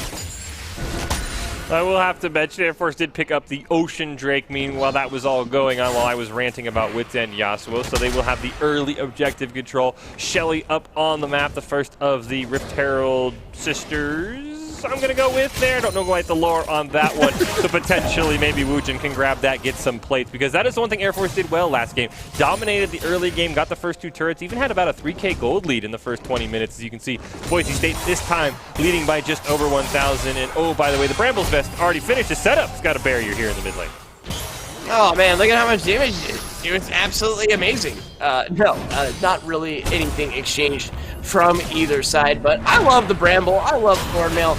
Mary is going to get locked down. Everything expended as AG Carry is just going to waltz, is going to tango, is going to cha-cha their way out. Yeah, great job there by Sillage. I really like how he plays these champions that have unique jungle ganking paths. Graves, meanwhile, he's just going to head right into the mid lane. Yeah, and it looks like Woojin should be able to do something. Just kidding! Smoke grenade denied by the wind wall. Flash coming out by Menace, but the ultimate is good. Instead of Woojin, which was a little question mark pingy, he will follow through with the auto attack and get something there. But a fight here on the top side. Shen versus Tree Man. As the damage is coming out, it looks like the Hydra is going to be burned here by the Shen. The ultimate as well. What a great flash! He's able to get out of there, but the twisted advances. Cardoros find yet another. And we talked about, you know, Glovely saying that he would threaten to throw his notebook if at least one Ninja Tabby wasn't finished, even referencing a Thorn Mail. But the Bramble Vest going to do a ton to shut down Shen's just passive Grasp of the Undying Heal. He's sort of like, hey, I'll just grasp up. Usually wins a lot of trades in the top lane on that champion with that Keystone. But Bramble Vest shutting all of that healing down. Nice win for Kadoris on the top side once again, not letting Placid have very much fun regardless of what champion he's been able to play. By the way, though, full Manamune finish there by Apollo 11. So a little bit late on the stacking tier, but now it's going to stack a little bit faster as it also stacks off auto attacks, not just spells. Well, we gotta make sure that Mary backs up and picks up her next item. I'm assuming it's gonna be the Infinity Edge. Maybe that's just me. But Boise State is going to find themselves a Rift Herald here. Yeah, we do see, though, that the Cloud Drake, second Drake of the game, spawning for Air Force. They're definitely setting up all around it. I'll be curious to see as Shelly does go down if Boise State just wants to maybe drop it in the mid lane and then rush down, or if they're going to contest over this dragon, or what's it going to be, because this could be a big turning point for the Broncos to maybe really solidify this 2K gold lead. Glovely, you do analysis, not puns. Knock it off in the chat as we go here. Again, I'm glad everyone's having fun all over the place. Sillage is going to get out of here. Sillage, for that matter, set up looking for something, but the Arcane Barrage is going to come through. Wujin getting ignited down, and a lot of damage coming out. Ultimate not enough to burn through for the side of the Vigor. Menace is going to find Wujin. Boise State Mary going to find Sillage. The stun is beautiful, as it looks like Menace is not done fighting yet. 1v3, the movement speed is out, but Mary will find one. Give her the tray. Find me a fourth, perhaps, as it looks like setup says, nah, that one is mine. Boise State 4 for 1. That was a great wind wall there by Menace, but you know, he ended up just backing off as it looks like it has become. So wait, you better get after these guys. You saying I'm not allowed to make dad jokes and the chat just goes off here? Chizu, come on, what's going on here? No, Barantel is now in timeout. Barantel, there's a corner, and hold on a second. I got mod privileges. Hold on a second. Fish, please take over for a quick second, if you could. I gotta ban this guy out for a handful. That's it. No more dad puns. I got you. You take as long as you need to let everyone know you're the only one allowed to make dad jokes in the chat. As Boise State right now, I'm surprised they didn't push on the Baron as we see Kadoris, the tree once again, going to jump right onto Placid. This time he's got to run away. That is a very, very scary end. You've heard of an evergreen, but if he's not careful, he's going to be looking at an evergray here from the top side of Air Force. But as we continue on here, I love each and every one of you. Baratel knows it's all in good fun, and I'm glad you guys are enjoying yourselves in chat. Wujin here going to position himself for this air Drake. They're really going to love that. Extra movement speed, burn down as the ultimates are concerned. Absolutely beautiful. But instead, words are going to be dropped and cleared as it looks like Igo is going to be pushed out here as Wujin are going to 1v2, feeling pretty confident here. Black Shield is out. This will allow for Boise State to position. But watch out, here comes the guy with the key, or at least he is one himself. Yasuo in the wings, also following up with the cane here. Boise State needs to be aware this is a 4v4. Teleports are up on the side of only Air Force, but what a beautiful rage cage will make Igo set up the kill for setup. Wujin's not done. Movement speed is in. The double for the Wujay. They find themselves a Drake in the process. They're not done yet. Mary smells blood in the water, as grandson would say, looking for the ult. Bye-bye. See you later. Enjoy the scenery of Gray. Yeah, Boise State just absolutely smashing in that fight. The gold lead now almost up to 7,000. And poor Menace, the man unfortunately just cannot make up his mind. He finishes the wit's end and also picks up the Ninja Tabby. So, you know what? New meta tanky Yasuo potentially coming out here tonight? I mean, whatever. Sure. Listen, you're going to get tanky Yasuo off of a wit's end alone? He's built the magic and the armors. There's usually two things Yasuo is just plain out ignores. The tower dive onto Placid. Probably not going to end up in his favor, and there's a cage down in the bot lane.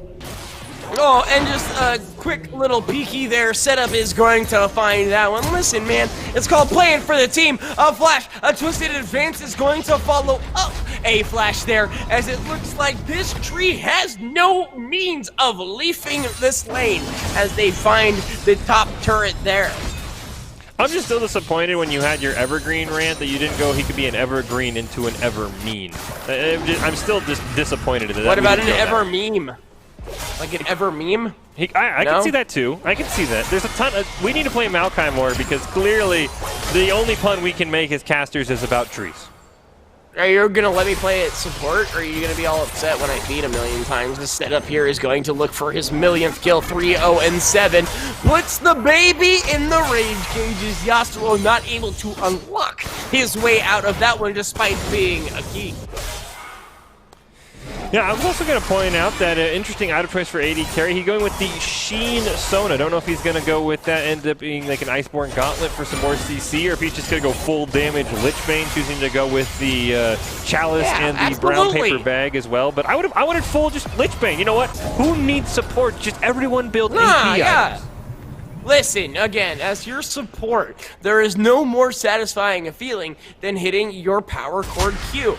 Make it even stronger with the auto attack follow-up. That's just, listen, I want everyone to take this to heart right now. If you hit with an ability, chances are you can hit with the auto as well. So especially on Sona, if you have the power chord Q, get ready to auto on the follow-up because it does serious amounts of damage. Why not throw a Sheen on there? Why not make it a Lichbane? You're already this far ahead. Go for it. Have some fun with it, Boise State. Boise State, you can see there, 13-2 in the kill lead, 3 towers to 0. The gold lead drawing up to 10K right now. You can see the 2-0-2 on Kadorus, the 0-0-10 on AD carry, and the 3-0-7 on setup, the 3 members who have not died. Kadorus actually has not died in either game yet, so if I'm on the side of Air Force, I'm committing everything to at least bringing down that Maokai once. Never want to have anyone have the satisfaction of having an unkilled game against you twice. Well, it just feels good, man. And they refer to it as a perfect game, but it feels even further than that. It is walking right in as I go Chomna, pulling the McChizu. I just wanted to warn the main objective. Why is my screen gray? As we have a fight here on the bottom side, as it looks like Setup trying to drop in on Menace here is going to be able to get away, but a serious amount of damage. Boise State more than okay with that as they find themselves a Rifty and move it on up. Yeah, Heraldina going to join us here very soon. Don't know if Boise State far enough ahead to get the dancing Rift Herald. Of course, if you're able to take down the Nexus and she remains alive, she'll start dancing. That is still several towers away from Boise State, but should be able to at least maybe set up an inhibitor in the mid lane as Boise State looking for the all-out siege comp. And with that 9K gold lead, should be able to execute any tower dive that they so please.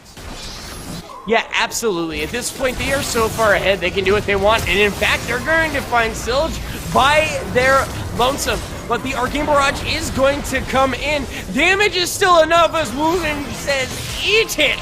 And finds another. Mary will pick up the second. Wujin not done yet. Blast Cone going to put Menace in a weird situation. Menace will find one. Ultimate to find two. Just kidding. Just the Q. Setup is not done here. Put him down as Setup continues the rampage. And Mary with the ace in the hole is going to find the kill. 7-1-6 on an ADC. Feels oh so good. Yeah, Boise State definitely there. A scary moment when the Yasuo got blast coned into 3 low health members for Boise State. I was like, oh no, this is the turnaround. But good job by Boise State containing him. Only giving up a couple of kills. Chat demanding that Baratel be freed from your clutches, Chizu, the iron chat mod who controls who says what dad jokes and when. Boise State, by the way, they are the commanders of this dragon. Easy Infernal Drake over to the Broncos. Look at me, I am the captain now. Just kidding. I love my Baratel. Maybe, again, I was getting drunk with power, as they say. But right now, Air Force is the one looking for any kind of ability to move their way up. Because right now, Boise State looking like the powerful ones.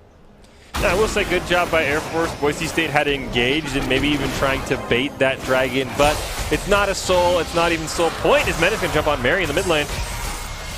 Yeah, and it looks like right now Menace is going to find that one. Tower shot, not quite enough. A follow-up, not there. Going to get away like a sneaky little snake. It is about time, as he is still looking 4-5. Not able to stabilize quite yet. Look at the positive ability. At this point, nobody is in that situation, as the tree will respond top lane. Yeah, going to be able to finish his Phantom Dancer thanks to that. So finally some crit online for the Yasuo 20 minutes into the game should make Menace definitely someone Boise State has to watch out for. Plus the Red Cane going to have those easier knockups for him to be able to land the ultimate on. Setup going to get caught out there with the binding. Just going to stand in some angry soil and be able to walk away. Yeah, and as far as the questions I'm seeing, as far as who is in place today, a lot of interesting individuals, again, bringing up the fact that Mary has parents who went to Air Force Academy, being her debut premiere here as far as the Boise State team is concerned. So far, Boise State University up 1 in this best of 3, but Zilg looks to put something down, but this Maokai says, nothing doing, have a QN, here comes the rest of my team, the ultimate coming in, as well as an ace in a hole, and that wasn't even on the target, and Shen took more than 50% of his health immediately. The king can disappear for a second. The Shelly is coming out, and Boise State is looking poised to finish this game, if not possibly with Shelly on their side. Shelly going to get one, Sona ult going to miss. AD carry trying to put some poke on. Shelly getting escorted down. I'm going to think Air Force should be able to get this out. So no dancing Shelly today, but Boise State, you know, ultimately them dancing a free Baron that could be on the table, or at least a full ace off a Baron pick as Woojin goes over the wall. He says, let's start it. Yeah, you might as well. There's no reason not to. You still have a couple of seconds before there's even kind of a threat here. You've got a lot of damage down. Put your words over your walls as far as AD carry is concerned, and a support guy myself, I would say throw one more over that wall. They're going to find the pink. It gives Boise State a little bit more time. Looking at about 3,000 if I'm not mistaken. Menace is jumping in, is going to be locked down, and is going to be eaten by the side of the Broncos. Very accredited with that one. Enjoy yourself a Baron. Your mid lane and top lane are now able to do everything and then some. The Veigar can push infinitely, and as far as the Maokai was concerned, we were already at that point. Yeah, Thornmail finished on that Maokai. I really don't know anything besides like a 5-man full-on, we're just going to make sure we kill Kadoris once kind of play is even going to stop that Maokai. You see the crucial Baron timer up on the top right corner of your screen. Boise State going to have 2.5 minutes with those Baron empowered minions. Could very easily finish off the game, as you do see mid and top are the only one tower standing between them and super minions. Would not be shocked if one, if not both of those goes down. And then you love to see it, the 23-minute Magi is picked up there by AD carry. He's feeling some blood. He's got one stack, but that could easily be 25 if he gets the ace right now. Hey, Lich Bane with consistent damage, why go for it? Instead, pick up the super aggressive item with the 1 stack. Let's go, man. As we move on through here, Boise State is looking primed, set, and good to go. And again, they're looking so good this time. The Broncos stampeding through their opponents. They will find a relatively easy tower here. The inhibitor should fall relatively shortly. As again, with the Baron empowered minions and abilities alone, they're able to push through. The GLP just zones out the entirety of the Falcons, and the Broncos are more than okay with that gathering of resources. They even find a ward in the meantime. Yeah, it looks like the cage not quite going to land. Boise State trying probably off one more ace. Could easily finish off the game. Dragon going to spawn here in a minute. Could put Boise State potentially onto Soul Point. And I'm sure when you're this far ahead, there's nothing more you love than the Infernal Soul, because you're just going to do that much more damage. But it looks like for now, Boise State content. Just going to take out this lone remaining T2 turret, send it back with the rest of its friends in the turret graveyard. Yeah, and that's going to be the push right here from Boise State. I'm not sure if they're going to be able to stop this, but we'll see what the situation is. Again, I just am watching Boise State absolutely shred these guys. Mary is going to get caught, but a beautiful flash out. It does look like Kane jumped in but didn't get the right target. As setup is able to come through. Soda ult not going to find anyone. Doesn't matter as a double going over to the Veigar. Right now, red turret falling. Red inhibitor falling. Nexus in the near future. Boise State can start playing their John Cena song. They're going to pick up this one, and you will not see anything else. Mary picking up one there on Menace. That was incredible. I thought it was the ace in the hole. Just a very long auto attack. Agu Chalma going to add to the death count as well right before Boise State finishes it off. The Broncos going to take this League of Legends series 2-0 in the Gridiron Rivalry Series against Air Force here at Boise State with a phenomenal game. Kadoris never dying in either game. Setup having a great game in both as well, and then Mary in her debut. As you mentioned, Chizu, parents that attended Air Force absolutely showing it up, especially in that second game, dominating on that. Caitlin didn't see the final kills, but it had to at least be, I would think, 10+, because Boise State, every fight went their way. Yeah, absolutely. And again, that's what I wanted to say is as somebody who plays with Mary on the regular, the longer you let that player, that champion continue on, as a support player, you know how I get.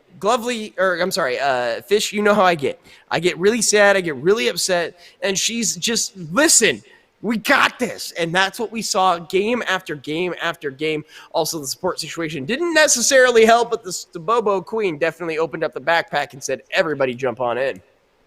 Well, I love the Gridiron Rivalry Series. Something coming up next week that definitely has piqued my interest is the Hugh Invitational in League of Legends. You can just see the number of schools on that list and a ton of big-name schools. Arizona State, of course, huge in the esports scene. Michigan, Ohio State, 2 schools we've seen from time to time in other games. Maryville, a school we've seen a lot. You can just look down the list of schools here. University of Texas, Dallas. I know we played the Comets quite a few times in Rocket League.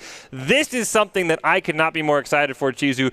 Big name schools, big name tournament next week. I believe the 14th and 15th, going to be absolutely incredible. You do not want to miss that, because winning the Gridiron Rivalry Series is nice. Beating some schools in the Mountain West is nice, but you knock down some of these powerhouses, you make your name known everywhere in the collegiate esports scene if you're Boise State. Well, listen, Boise State already has a name to themselves. Some of these already have surpassed that, and that is in no disrespect to the, listen, we had CC Dean, Columbia College. I mean, these are the places that you are seeing get high-ranking tournament wins. So it is the best of the best of the best, sir, with honors for my 90 kids. But seriously, just a great event all around from beginning, middle, and end.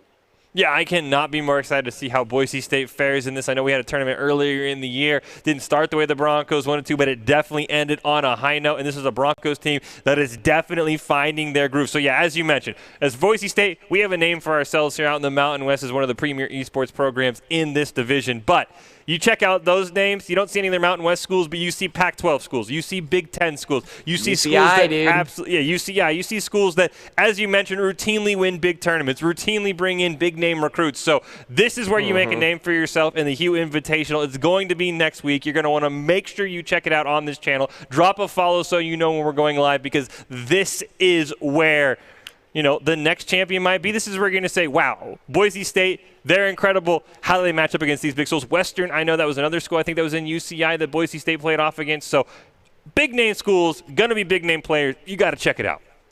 Dude, Maryville, CC, again, I talked a little bit about CCA. Dean is the former Columbia individual, so that's going to be super interesting to see. And just a slew of top-tier teams. It's going to be what I like to refer to as a knockdown, drag-em-out of epic proportions. Yes, you want to make sure you stay tuned for that. Boise State, of course, getting a win in League of Legends tonight, winning 6 of their last 7 League of Legends matches, so that you know they're going to be rolling heading into that. But you don't want to go anywhere, because we are not quite done with League of Legends. Don't forget, we do have Overwatch coming up between these 2 schools after this. So make sure you get that food ordered. You don't just check out after League of Legends. But player of the game time here for me, Chuzu, and I'm going to take the easy one. It's got to be Kadoris. The dude never died. If you never die, I mean, yeah, maybe the scoreline on the Maokai is not great. You're playing a tank. He never died in 40-plus minutes of League of Legends action. I barely go 2 minutes without dying in this game. The man went 40. He has to get player of the game, in my opinion. I'm not going to lie, with how you have so excitedly displayed your pick. I'm not going to necessarily deny you here, but I think Setup had a particularly stellar game. While the KDA was not 100%, I do feel like his positioning in not only the team fights, but the overall were absolutely pivotal. Big tip of the cap is a cap of the as well to Mary, who is my immediate also first, if you will. Yeah, you mean this could be the one where you just list all 5 players out, you split the trophy 5 different ways, everybody gets ice cream and sprinkles, because don't forget sprinkles are for winners. And Chizu, I think you had a play in this. I'm not going to be satisfied. Setup's going to be your player of the game. Yes, he played phenomenal. I don't want to take anything away from him, but having back-to-back perfects just means something to me. But still, Setup, absolutely phenomenal. Well-deserved player of the game as you celebrate. This is my fish is wrong dance because I, again, just really loved everything I saw from Setup. Whether it was the Victor pick, which absolutely eviscerated, sure, your top lane certainly helped out, but as far as an overall team setup, no pun intended, and mechanic, I thought he was absolutely flawless. So again, no surprises to me. Setup had one heck of a series. And that is the one thing that kind of shocked me from Air Force that still to this day has blown my mind. Setup, an amazing player. I've only ever really seen him on the Victor and the Vigar, which are, yes, two less common champions.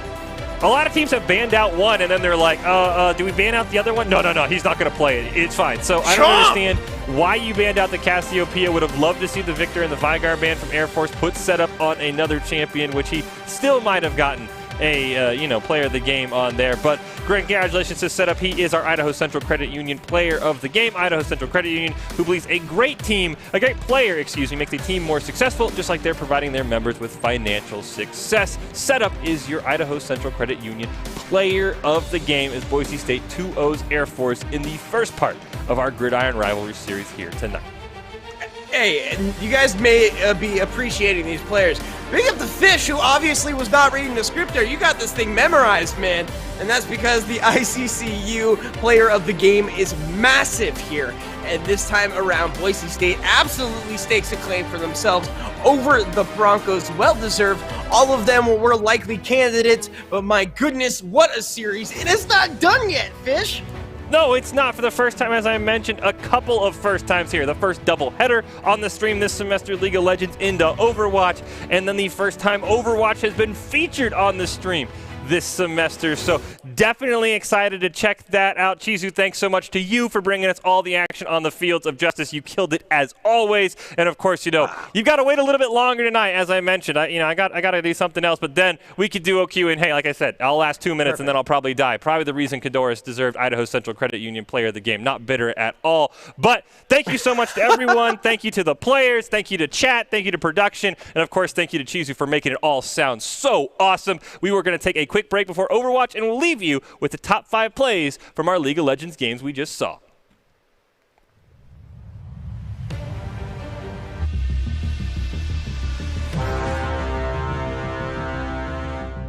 The bottom side. With no timers, I'm not sure how long until Dragon is back because I have not been keeping track. But Wujin seems to have an idea. There's some damage in from the Victor. Ultimate going to be burned to save oneself. Oh, and Sillage is not even going to find anything. Over the wall from the Dragon Pit comes the Camille. A double there for Victor. But it does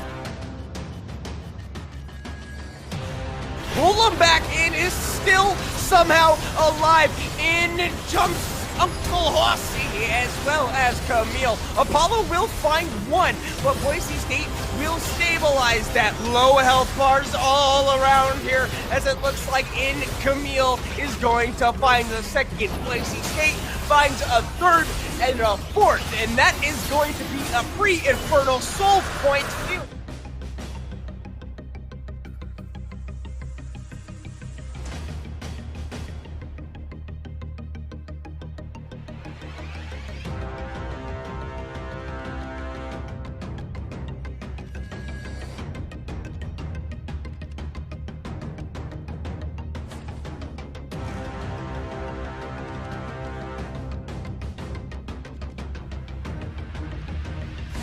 We'll see what the situation is.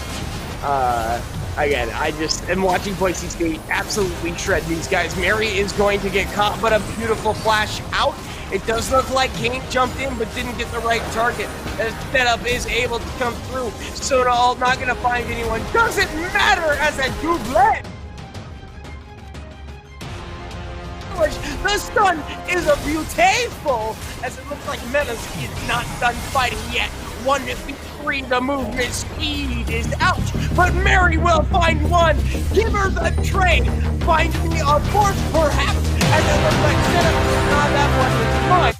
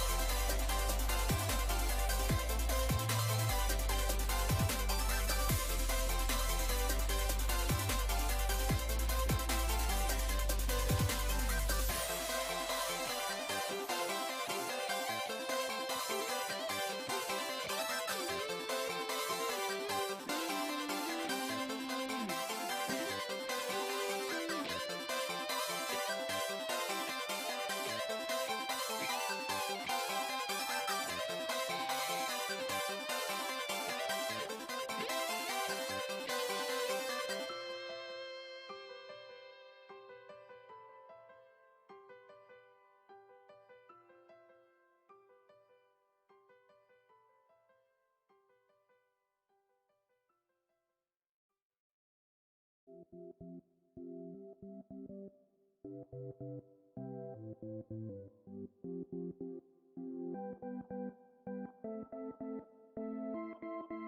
backs against the wall. It seems impossible, but there's nobody else I would by my side, standing with me to take this fight through the rise and fall. With our fearless hearts, we could be ours, and we could live for 1,000 years. We could be legends if we all go down. If our time is now, we could let everyone know we were here. Be legends.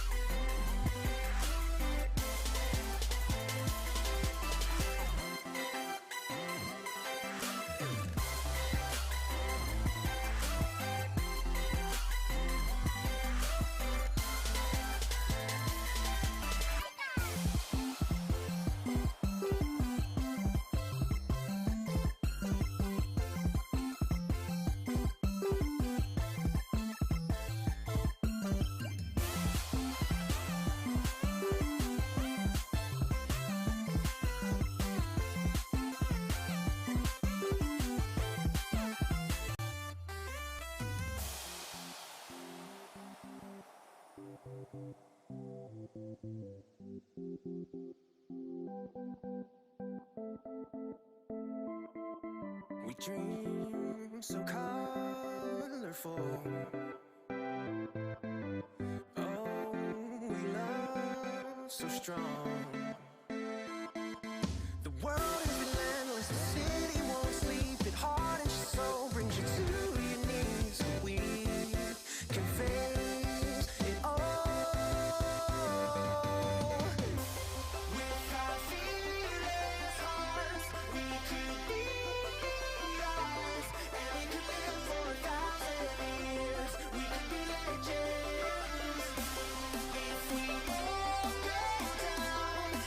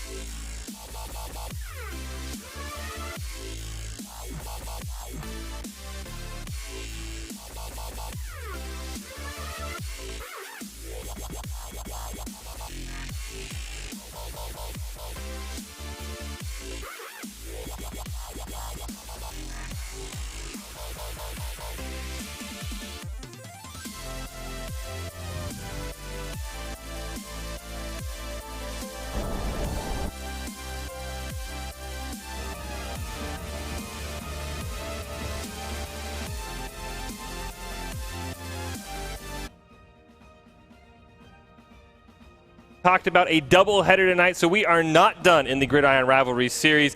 We have Air Force and Boise State in Overwatch for the first time this semester, so we'll be heading all sorts of places here in a best-of-5 series between the Falcons and the Broncos to wrap up the second Gridiron series of the year. I'm your host, Michael Fisher, and joining me tonight to call all of the fantastic Overwatch action, a name you might recognize from last year, Colby D'Angelo Alloway, going to be joining me here tonight to make all of the action sound fantastic. D'Angelo, how are you doing, and are you excited for the first Overwatch cast of the year? I'm super excited because a bunch of my personal friends are playing today, and I'm casting for the first time this year, which is amazing. And I really just think it's amazing that we've been able to put all this together, that Dr. Haskell has been able to organize all of this. And I'm really, really grateful for the fact that we have people that are able to set this up, because this is really cool. And this is really nice to be able to just be a part of. So I'm super excited. Yeah, and not to mention, it's the first Overwatch cast of the year. It's the first doubleheader of the year. It's the first time that we've actually had two casters in the same physical location. Now, of course, we want to make sure everything's abiding by the strict standards. So, D'Angelo far off to my right over in the Glovely stand from League of Legends. So, definitely more than 6 feet away. So, no need to worry about that. All of the Overwatch players also here in the arena tonight. Definitely a couple of them up on stage you might see behind me, separated by the computer shields. They've also got face masks on, some of them down on the floor as well, because you can't just have 3 people playing Overwatch. So we want to take everything very serious, but as D'Angelo mentioned, it's really cool that we're able to start to get things back to normal, get all the teams in one place, get both the casters in one place. And D'Angelo, I hope you're ready for a short game, because unlike me in my nice comfy chair, you get to stand the whole night. So I'm vibing. Hopefully it's a 3-0. I don't want to go 3-2, everything goes to overtime, and you're barely hanging on over there. No. We should definitely go everything goes to overtime. That would be fantastic. No. We've had a 50-minute league game already this week. I'm okay with just straight Boise State 3-0s. Everybody go home, grab their popcorn. But yeah, I'm excited for Overwatch. Yep. I know you're a player on the team. You're casting it tonight. Why don't you fill us in on anything that has changed, if at all? I know there's been no new hero since Echo, but what are we looking at in terms of meta? Okay, so the state of the Overwatch meta is really, really weird right now, because it has been shields for a really, really long time. Right now, it's something Zarya Hog, or Double Bubble, which is Monkey Zarya. But how Hog was just changed in the patch notes yesterday, so people are still trying to figure out what to do with that, because it makes his hook one-shot combo that he's super meta for, it makes it more consistent, but much harder to do, is my understanding. So there's a lot of testing and figuring out how he functionally still holds up, whether it's better or worse than how he was. So the meta right now is play cover, don't get shot in the face. We've been spoiled as Overwatch players for a really long time for being able to hide behind shields. Yeah, you don't do that anymore. You use the cover. And typically you go with lower healing comps, more focused on being able to kill things and dealing damage and that sort of thing. So you really just need to not get hit as much as you possibly can. And that's kind of a hard concept for some people to grasp, particularly in non-collegiate and non-professional play. Those of you who just play Overwatch casually or are just climbing, I'm sure most of your experiences have been interesting, to say the least, if they've been anything like mine. But yeah, so I actually like the way this new meta plays much more than previous metas, because it rewards you for good positioning. So, if you don't die, you win the game. That's simple. I love that. I love that. That's easy. Don't die. You win the game, forehead. Yeah, it's the best. Put me in now. No, definitely. Overwatch, easy to understand. Don't die. I believe easy click clap. heads. Let's go. Yeah. Just sub you in. Yeah, don't die. click heads, easy Don't clap. die, click heads. Yeah, so it seems really easy. We'll see how many hogs we get, how many, as you mentioned, people still maybe trying to figure it out after the patch notes from yesterday. So be curious to see how that all works out. As we mentioned, we do have the players all in the arena tonight. You can see the 3 of them up on the stage playing on the blue for the first time this semester. The other 3 players down, scattered about the arena, making sure we adhere to the very strict guidelines, making sure everyone's staying safe. Of course, you can still see the masks on as well, the shields between each computer. So it is Fish and D'Angelo. Overwatch between Boise State and Air Force coming up very soon. D'Angelo's predicting a ton of hooks. And as she said, just don't die. It's that easy. Just don't die. It's that easy.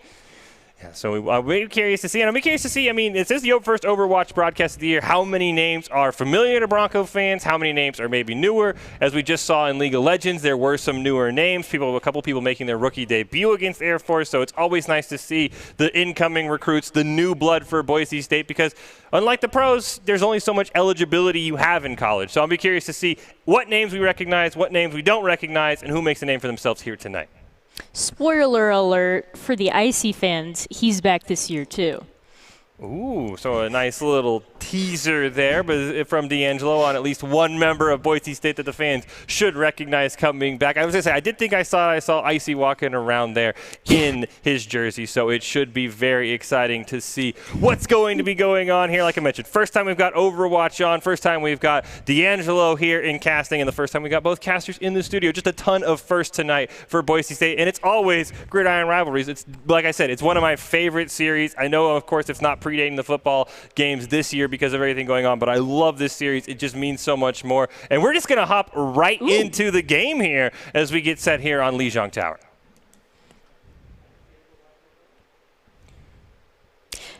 Lijiang is really, really interesting in the current meta because on one of the 3 maps, which is the enclosed control center, Rein is actually a viable option, whereas normally you want to avoid shield tanks like the Plague. He is actually viable on this map, so it's nice. Yeah, it looks like you see a double Rein pick there, double Zarya as well. As you see Air Force has the Ana, the Brig, and the Doomfist there. Boise State still feeling out. Of course, they're going to switch. That's the one thing. I hate when I'm like, oh, I know what it's going to be, and then I'm like, oh, wait, they were just memeing on me here, loading in. Anything from, those are still a couple question marks, D'Angelo, but anything to watch out for in these first couple fights here between the teams? Well, we're running almost mirror comp, and the Symmetra on the Air Force is going to be really, really important because if they get control this first fight, if they win this first fight, it's going to be really, really hard for Boise State to turn this point around. So we need to see that Symmetra, and we need to win this fight because this is the most important fight of this map. Boise State definitely taking it on early there. Naomi huge. going to go down. Icy huge. is going to fall. So both Reins have fallen for Boise State. Huge Purple going to land onto Razor very, very low. Rez going to get off from Beanie Bum there. Good job by Boise State. Louis dropping very low. He's going to go down along with Razor. Narble's going to fall, but Boise State should have the early advantage as Bu John going to go down as well. So Boise State going to be the first one on the point. Fantastic. And now that Symmetra is going to have to swap. Unless they want to do trickier things. That was a really clutch, amazing res from Beanie Bum there. That totally saved that fight because your main tank is your main positional shot caller and that sort of thing. Razor going to go down once again, so a lack of WUD support, but as you mentioned, D'Angelo, the more slow passive healing comps coming out, at least for the side of Air Force, going to swap immediately over to the Moira now. Boise State does have a couple of ultimates online. Brizzo going to go down, so Air Force fully without a healer. Apollo still sticking on that Symmetra for now, does have the ultimate available. See if he's going to want to use it before he swaps off. There is the teleporter up and available for Air Force right now. Boise State building up over 40%. There is the Nano going to come out from Boise State. Going to land onto Icy. There's the Graviton Flux as well going to come out from Louis. Boise State going to be able to hold on. Riptire coming out. Narbles will fall, but he's going to pick up one in exchange. So Boise State only going to commit a couple of ultimates to that fight and going to come out way ahead. Yeah, they're absolutely coming out way ahead, and I believe that at least part of that is composition. So Junkrat has been, and I think always will be, really, really good on this map. And Narbles, as a Junkrat player, is also just amazing as well. So he's got that hallway completely on lockdown. So we see a little Doom jumping in there. Yeah. I was waiting to see if our Ana was going to jump. Did he commit? But here we go, coming into second fight. And ults are pretty even. Yeah, there is the Valkyrie from Beanie Bum. Looks like John committed the Doomfist there. The Doomfist all didn't get anything. Razor going to get knocked off the edge. Apollo going to take down Pleb, but Narble's going to answer back, taking down one of Air Force as well. So 2 members down. The res once Huge again, res. Beanie Bum, the 3rd of the game. Boise State not having to sit at these death timers for very long. Naomi dropping very well. So is Louis. There is the Graviton going to be combined nicely with the Death Blossom from Rayla. Only going to pick up 1, but Boise State already at 99%, going to have to actually retreat. Nice little backdoor attempt by 1 member of Air Force as the swaps come out. There is the Hammond, and he's barely going to make there in time. Doomfist doing a great job stalling as John goes down. Boise State getting the cleanup there. Should be able to finish everything off as the Riptire comes down, and Air Force just scrambling to stay on the point. And that was a nice map at that point. Low-key Beanie carry with those reses. He got the res on the main tank and the main support, and those are the 2 most important people you have. So be nice to your mercies, Overwatch players.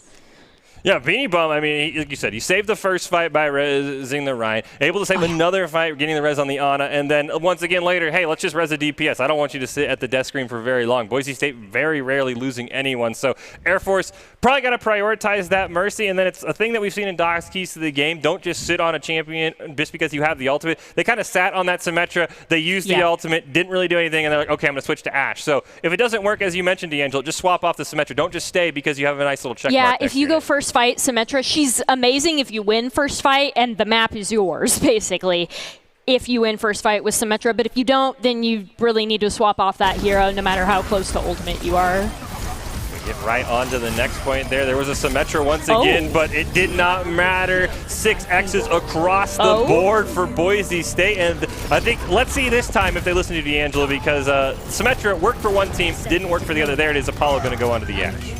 That was a fantastic, clean team wipe. I am really proud of Boise State right now. Really proud of my guys on the stage over there.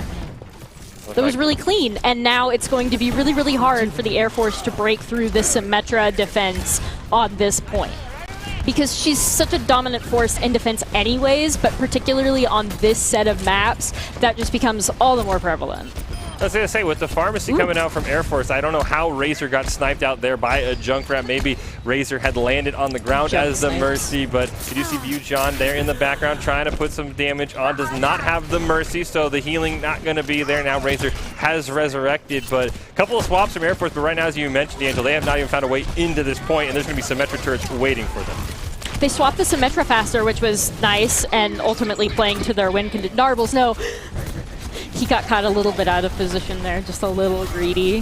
That was a nice snipe by Apollo. Immortality Field is going to go down, barely going to hold on to Naomi and Louis' health bars. Now one's going to fall. The mech should go very quickly, but Boise State down both supports. It is Baby Diva out on the map. Resurrect going to come on to Naomi, so good job by Razor there, taking a key out from Boise State, and this might be the Broncos' first fight to lose as Air Force should be able to wipe them now cleanly. That was a really nice thing that they did there, actually. So, I mean, they lost the fight. But after they lost both supports, they didn't use any ultimates. They were deciding there was a fight later that was going to be much more useful because some more inexperienced players will just hit the ultimate button to try to save the fight. But it's really the mark of more experienced players when they know to hold those for a fight where they're going to have more of an advantage. And you don't have much of an advantage if you're on your Mercy or dead. Boise State, speaking of ultimates, has 5 of them online, beating you up at 80%. Naomi, the only one there with the Earth Shatter. See if Boise State can play around it. There's the Photon Barrier going to start the fight from Rayla. Will not matter. Immediately falls. Riptire and the Nano going to come out. Nice Earth Shatter going to land on a couple of members of Boise State, but the Broncos are not going to care. The elimination's going to rack up. There's the res onto the one member of Boise State who did go down. Ghibli trying to get the last kill there. Gets the mech. Should be able to get it. Yes, there it is. Bujon going to fall off the edge. Boise State, quick turnaround. That was a really nice, clean team fight. I think that's something that we have definitely improved on this year in terms of past years, and I think we're always improving on that, to be honest. But it's just really, really nice to see how far all of the different teams for Boise State have come. Boise State has a couple ultimates available. Narble's going to fall. The Valkyrie does come out from Razor. Rez going to come out. As you mentioned, he is just fine. Boise State going to pick up the first 2 eliminations of this fight. Now they're going to pick up a couple more as well. trying to take down Naomi. Bujon is going to come back. So Boise State not going to get the full team kill, but into overtime there. Q-Jibble going to drop the self-destruct, not going to land onto anyone. Resurrected not matter from Razor, and Boise State taking game 1. Clean, nice. That was fantastic. That was really well done. I'm really proud of our team. I'm really proud of Boise State. I still low-key think Beanie is the player of the game, but you're not going to see that in the highlight. No, it's very hard unless you go full Battle Mercy to pick it up. And that's still just, the fact that he was able to snipe out the Mercy was incredible. That's huge! I was like, with the That Mercy. feels bad for the Mercy, but that's like super impressive for a Junkrat. That's like amazing. Yeah, I was like, okay, maybe the Mercy landed. No, Narbles just said, I don't care. No, I can hit a he's just- flying target. That's easy. Yeah, Narbles is just like, I'm a hit scan main, but I'm on Junkrat, but I'm still a hit scan main. Yeah, who needs hit scan? Just, hit them with the grenades that, fly at the weirdest angles ever. So great job there, too. Boise State picking up game 1. I mean, of course, it's hard to say, in League, okay, how does the team respond? Of course, in Overwatch, they change maps, but how would you like to see Air Force respond here in game 2? Well, so the Air Force is definitely getting much better because they swapped off the Symmetra, which is a really important win condition on the Lijiang set of maps. But if she doesn't work, like I said, you need to swap. You just have to. There's been a lot of people getting picked in between fights, which is a really common problem in Overwatch in general. But that's really costing them because we have a Mercy and they don't, so we can afford to get picked every like 30 seconds or so because we've been getting picked just about as much as they have. It's not been like we're just killing so many more. Like, no, we are picking almost the exact same amount that they're picking off us. We just have the Mercy res, and that's been huge for us because our picks are less impactful. Like, when we get picked, it's less of a like hit, lose the fight sort of thing, which I don't know. I personally think that if you get picked before a fight, there should be some amount of punishment for that. But it is a viable strat to go Mercy and try to negate some of that, especially in a low cover comp. I mean, the res is technically interruptible if you're able to hop onto her. So I guess for Air Force, you would say just sort of camp the dead body. Beanie Bum has to go over to the dead body to resurrect it. So just sort of camp it. But yeah, Beanie Bum definitely, as you mentioned, probably MVP of that first game for Boise State, able to get several number of key reses. You do see the players all in the arena, 3 of them up on the stage, 3 of them scattered down below after they picked up that first win over Air Force in game 1. Is a best of 5, and if I heard correctly, we are going to be headed to the infamous, the loved, the hated Kings Row coming up next. It's a map that almost every team loves to play, always picks. So give us a sneak peek if it is Kings Row, D'Angelo, what we should expect from both sides. So you might try to. So we've seen that they have a competent Pharah and Mercy player. We've seen that they're comfortable on those heroes. So normally you wouldn't think of Kings Row as that sort of map, but actually Pharah is quite viable there, particularly after you cap first point, going across the rooftops and that sort of thing.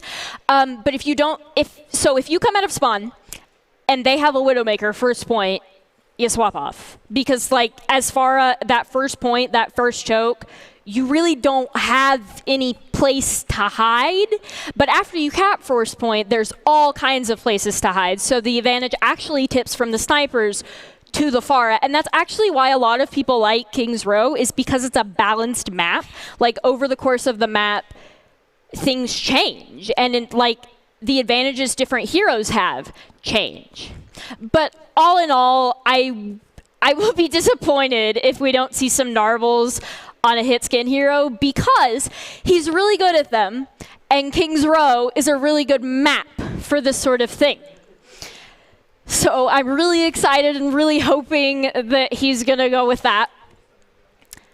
I'm just going to say I just don't want to see Kings Row. I mean, it's played to death. Maybe in Overwatch 2 we could get Kings Row 2, or maybe it's backwards or something. But we just play it. It's like you said, every team loves it for a reason. As you mentioned, there are sort of unique sections each time you're pushing the payload. So one hero's good to the first payload, one's good to the second. I get it. I get everything you said is entirely correct, D'Angelo.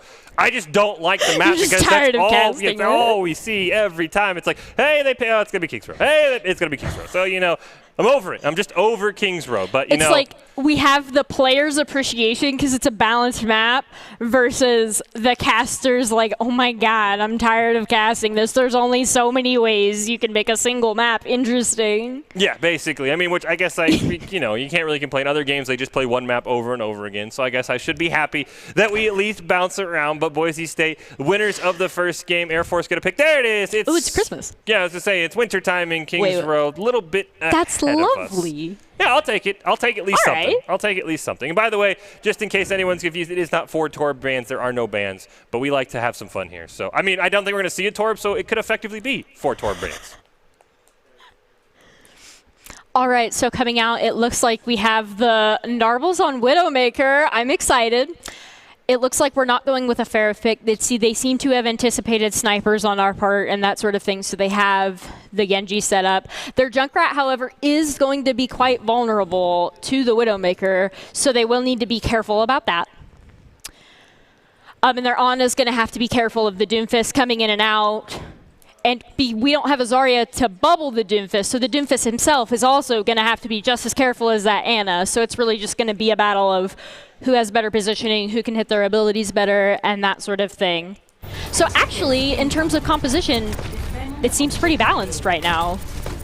Yeah, the only one thing to point out, a couple of new subs. Frost in for Boise State, MJ Ulti in on the side of Air Force, definitely a name I recognize. Here's the first fight breaks out. Narble's going to have to go on the back line there. There is a Rhine Shield in the way, not quite able to get a pick. Brizzo going to be the first one to go down. They're going to answer right back. Narble's going to get one. The team's trading right now, 1 for 1. Nice res once again from Beanie Bum. Unstoppable. Apollo dropping very low, cannot be healed. Boise State not going to get one. Huge snipe from Narbles onto Louis. Make that 2 in a row, and Boise State, after a delayed fight, gonna win that one. There was no one to hit for a third headshot there, Flex.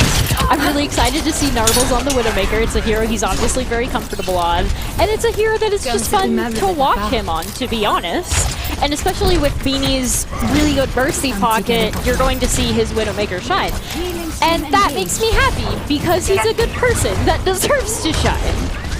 Like Air Force trying potentially for the wraparound once again, deciding against it, but now they're going to go all in. Brizzo going to go down once again. Chris J going to follow up. Narbles just picking them off. Frost in the back line going to try and take out the member of Air Force. Louis going to finally get one on the pleb of Boise State in a very comfortable position as Louis goes down. Yeah, waiting for the res for Beanie Bum. There it is once again. The mind kill followed by the res. Glorious day. Yeah, boy, Beanie, but they've got to find, like I said, camp the dead body if you're Air Force. Beanie Bum has just been unstoppable getting those reses. It's interruptible if you kill the Mercy. She can't do The Mercy pick is huge because, as you can see, we're not necessarily getting picked a ton less than they are. Like, their Ana got picked before fight, our Ana got picked in the middle of the fight. But we have the ability to give Ana a second chance. Ross going to get handled. They're going to find Apollo out with the Riptire. He's going to pick up a third one as well. The ultimate 6 count out. Beanie Bum going to use the Valkyrie and another res, this time on to pleb. Boise State rarely ever missing a member in any of these team fights. MJ Ulti going to be slept there. He will fall, and Boise State, they lost the first one, as you mentioned, D'Angelo. We're getting picked just as much. Narbles got hit by the Earth Shatter, but clutch reses, clutch nano. Boise State wins once again. Yep, and we are in a position to continue holding this point, but we're also in a position to completely lose it because they are massively, okay, they can't use Blade Grab if the Genji is dead for another couple seconds, so we're safe for the time being. But that's their big win condition, and we don't have any sort of defensive ult, so our best hope is eating the grab and our supports playing split so we can try to, like, minimize people dying, because people are going to die to a Genji Blade. Like, that's almost unavoidable. But you need to make sure that both of your supports don't die. There comes out the grab, but we're already at 2. And there's the grab, there's the Blade. Blade's going to pick up one on the Blood. Frost going to jump right on the back line there. Gets slept with Brizzo at just a sliver of HP. The mech is going to go down. Frost going to finish that one out. Soundberry going to come out from Chris J to try and sustain the Air Force health bars as they're losing time right now. 49 seconds and dropping. Finally, Frost going to go down. MJ Ulti dropping very low. Going to get Narbles, but the Poison Trap going to take him down. A kill from beyond at Boise State. Holding on. Icy now going to charge back to his teammates there. We do see Beanie Bum with the Valkyrie. There's the Earth Shatter onto Icy. Nice sleep. That was a fantastic sleep. Boise State doing a great job holding on. There's the Earth Shatter now. Naomi going to get hit by the anti-nade there. See if Boise State can punish, dropping very very low. Icy going to eat an anti-nade of his own. He'll get pinned and go down. Boise State running out of time. There's the self-destruct from Q-Jibble. Nice res there onto Icy. Q going to pick up one of his own. These reses for Beanie Bum have been absolutely spectacular. One tick under the point from Air Force, but they are starting to run out of time. With them coming back to life, they have Apollo on the point. What can he do? He's going to take a nap. Overtime comes out. Boise State. Oh, get him. Nice block onto Louis to prevent him from getting on the fantastic block. No, see what I mean though? Beanie Bum with the clutch reses. Like, he got Icy back up after that amazing enemy Rhine pin. Also, by the way, secret MVP of that res, the Diva Bomb that went up in the air. So when that Diva Bomb is up in the air, everybody has to search for cover.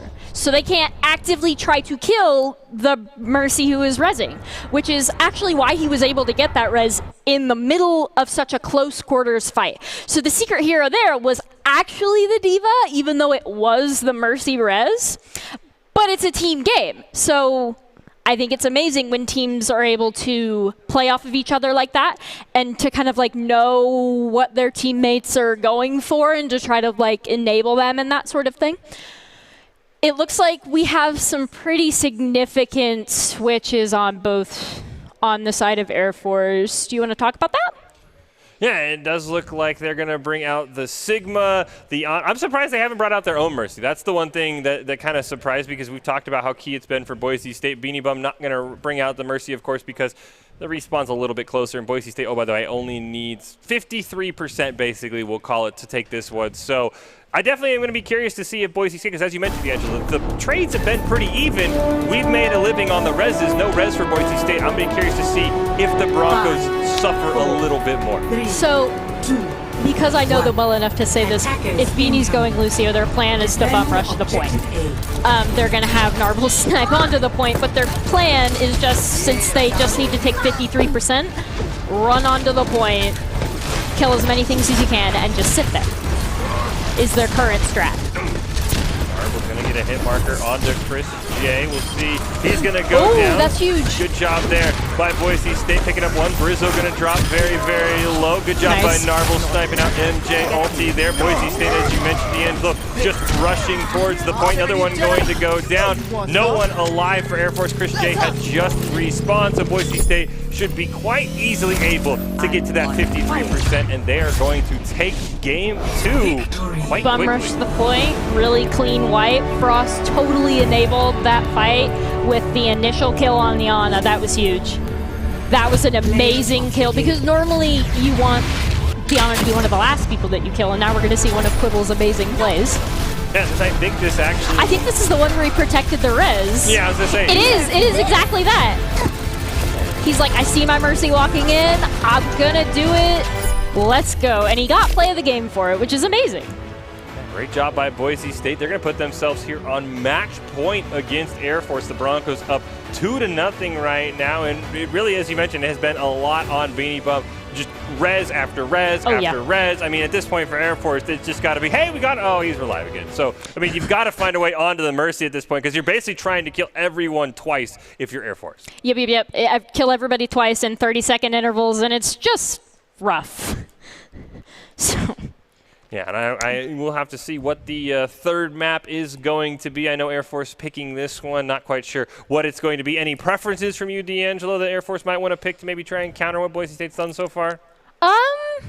Maybe something where Beanie goes Lucio so that we can see how dominant of a Lucio force he is, because he actually is a really dominant Lucio force as well as Mercy force. So actually, I think that would be my personal thing, is a map that benefits Lucios.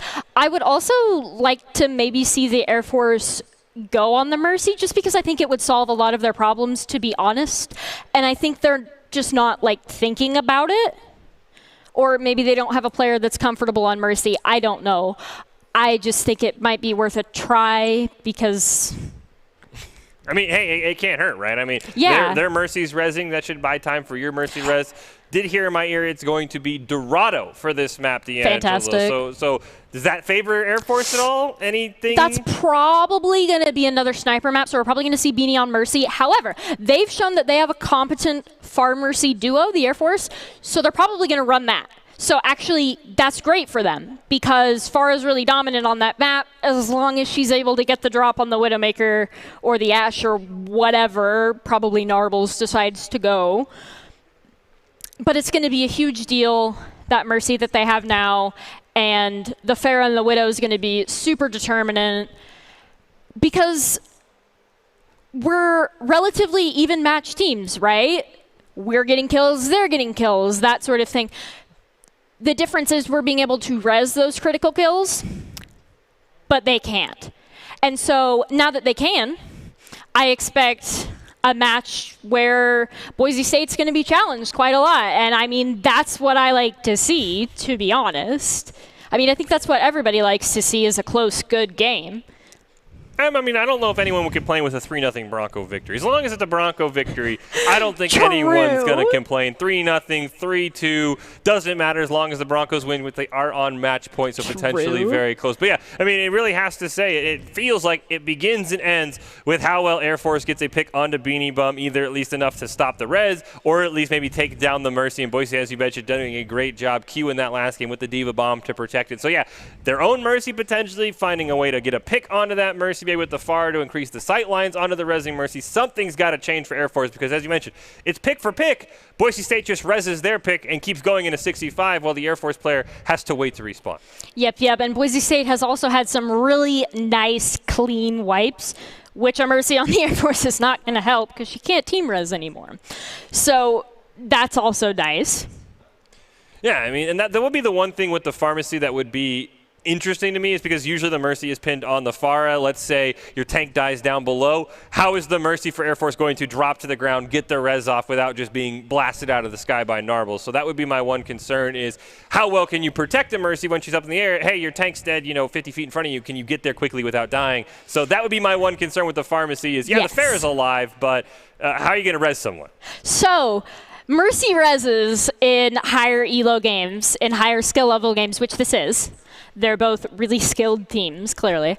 But, like, Mercy reses at this level of play are sort of like mind games because they know you're going to go for it, and they know you have to deny it. So normally a trick that I find works a lot when I was playing support for Boise State and just generally climbing is most people don't know the exact cooldown of how long the body stays there. So if you go there towards the end, they're probably not camping the body anymore because they don't expect to. So it's either at the end or the very beginning when you see an opportunity is usually when you want to res.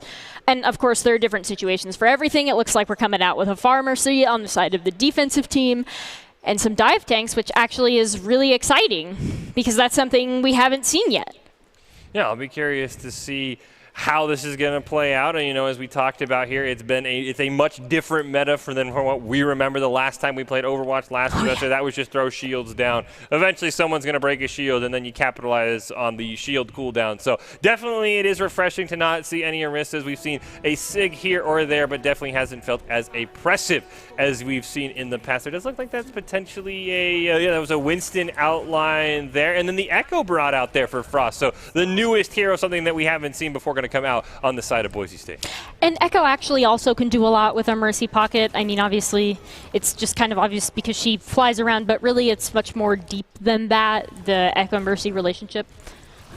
Well, we do see a couple switches for Air Force that we'll get into as Naomi's going to jump right on top of Boise State and going to try and jump away, barely surviving. Orb of Harmony from Louis going to come out to try and keep him alive. Rayla dropping very, very low there for Boise State. The health bar is not on the Broncos side. MJ Ulte going to drop very low. He will get healed up. He'll get the first pick onto Beanie Bum. No. That's the only member Boise State cannot resurrect, so they're going to be in a 5v5 as Naomi will go down, so no tank, no support on either side.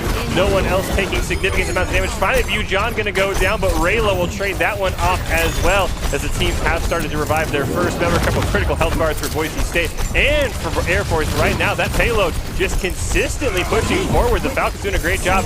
Nano is going to come out from Pleb onto Icy. He'll use that to pick up the first kill onto MJ Ulte, trying to get the Primal Rage online as he gets another one. Boise State with a great response finally as they're able to take down some members. That was fantastic. We were able to deny the res, and I mean, they were able to deny the res by killing the Mercy.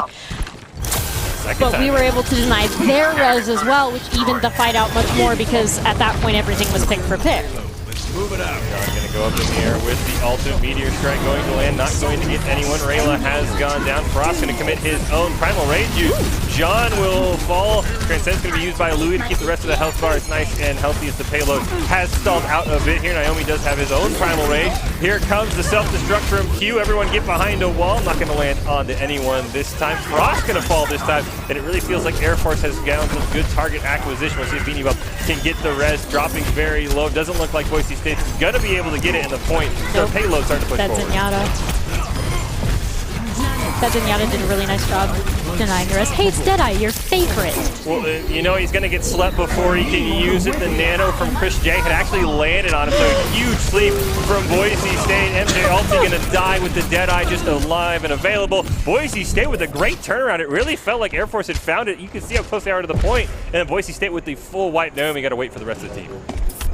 Yeah, that was a really nice fight to watch. It was a relatively even fight to watch. Everything was pick for pick, that sort of thing.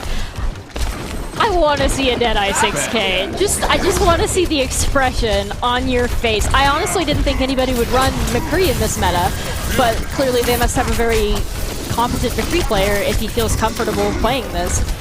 They even nanoed the McCree as well, so they were clearly setting up for something big. Frost and Rayla going to get a couple of kills. Q wants to join in on it, and well, the only person on Boise State going down was a turret for Rayla, and now Pleb is going to fall, but with Boise State getting all those X's, that should be an easy resurrect, but it's not going to come out actually, kind of surprising. Oh, there it is. What do you mean it's not gonna come out, Fish? Second, as everyone had doubt the god Beanie? Apparently that was my mistake. By the way, MJ Ulti's still sitting on his ultimate there. The Deadeye has not been used. Has not used it yet. No, Primal Rage is going to come out. Here it is. Nothing going to happen but some hit markers. And then the and then he falls down to the Molten Core. There's a self-destruct onto Louis as well. Raven going to fall. Rayla going to fall off the edge, so nobody going to get credit for that one. But Boise State not even going to need it. There's the swap over. Once again, me feeling like Air Force holding on to champion just because there's a check mark next to their name. And 10 seconds left. The Falcons got to go. We're holding this really strong and really, really well. We're getting the picks that we need to, and we're making sure that we learned our lesson when Beanie got picked. He learned his lesson, and it hasn't happened again, and so they haven't been able to gain much more ground because we've been at 2 supports. Check mark's going to come out at the time, hit 0. They're going to trade back and forth. Chris J and Icy going to fall. MJ Ulti and View John going to drop very, very low. Louis will go down. Nice res by Beanie Bump, but the extras are starting to add up for Air Force. Naomi, the only one left. That's 6 across the board. It's just not quite a tic-tac-toe, but it doesn't matter. Boise State not wins, but holds on very strongly. Holds on very strongly. I'm really proud of our boys, and they're doing what they do best. And actually, kind of an unsung hero is Pleb on Diana.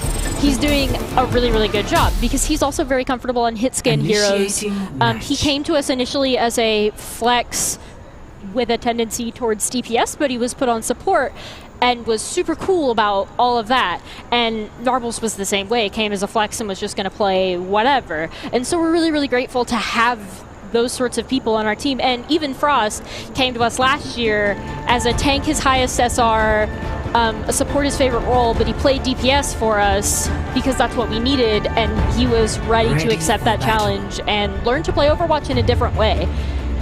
And I believe that that's one of our strengths as a team, is that we have players like those. Yeah, I mean, it's just absolutely phenomenal to be able to play one role, as you mentioned, flex to another one, and also to come in and be accepting of, hey, you know what, you maybe wanted to play DPS, let's put you on support, and you're still going to have absolutely phenomenal games, as you talked about there. So definitely a full buy-in from the players, definitely something you want to see. And hey, you talked about Roadhog. Yeah, I was going to say, you talked about Roadhog being meta, and we finally see it from Naomi. We'll see if he's able to get any of those hook one-shots. Is that a Roadhog? It's really interesting because what we've seen from this team is that sometimes they're caught out positionally and they get picked, but they have the Mercy to kind of mitigate that a little bit, but they also don't have a main tank to mitigate that. So it'll be really, really interesting to see how their playstyle and how the players adapt to this comp.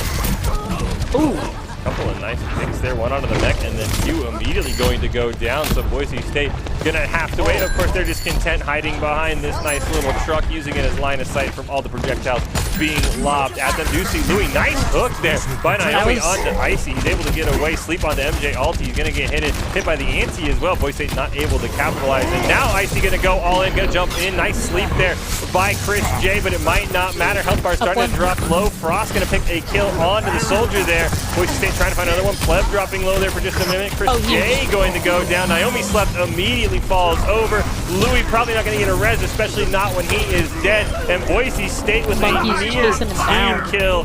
And that should probably be game for Boise State. Yeah, that was a clean wipe, and I think they're spread out enough that they don't have a solid recontest, even if they have a recontest at all. That was really, really nice to watch. I mean, we lost first fight. We were like, all right, that's not what you do, and then we figured out what to do and proceeded to all shoot at the same thing, which is very powerful in Overwatch. Who would have thought? Yeah, if you focus someone down, usually you can't heal through that damage. We see Q picking up his second play of the game in this series. Boise State ending up with a 3-0 series victory here over Air Force. His second play of the game, enabling the Beanie Res. What a great teammate, not gonna lie. Like, as a ex-support player, that's like the sort of thing you want to see in your tanks, is them looking out for the supports, because, I mean, obviously it's your job to look out for them and all that. But really, it's just nice to have teammates that are, two things, aware enough to know what you're doing, and then the second thing, they care enough to help you do it. Yeah, as we do see in Twitch chat, something that caught my eye, we just see somebody saying Deadeye needs a buff. You just change, really.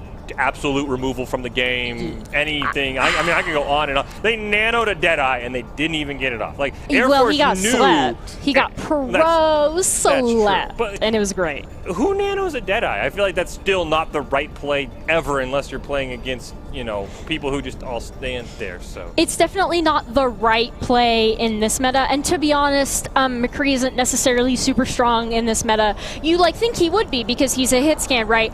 But it's just the fact that everything he brings to the team, the other hit scan heroes bring more, bring better, bring further range, that sort of thing. So McCree kind of gets pushed under the rug. I mean, I'm gonna be honest. Deadeye's always been bad, so I'm okay with McCree not being there. I really do feel like Air Force knew my personal vendetta against Deadeye, and they're like, hey, let's just nano the Deadeye. It'll easily get a 6 kill. And Boise State's like, no. Pleb's got my back. Pleb's He's your hero, easy yeah. sleep. That McCree's not going to do anything. And McCree's like, I got it again. And then he died before he got the Deadeye up again. And then he got it off once, and I saw, I think, a hit marker onto his shield. So, I mean, great job. Love to see McCree out there. Does sound like, even though Boise State has won this series, not going to complain about extra Overwatch. Did not quite hear what the map was going to be, but hey, more Overwatch. Doesn't really matter what they're playing on. It's always going to be a ton of fun. Seeing more of our Boise State team is always fantastic, and it's fantastic to be here. So, yeah, I mean, hey, and that time I will say there was only one clutch res from Beanie that time, so Air Force got better. True. They killed him first. He can't res himself, so that's at least a positive. Yeah. They killed him first, and then he learned from that and didn't get picked again, which is great to see your players learning as they progress in the game. That's part of our slogan, actually, the outlearn, outplan, outprep, outplay.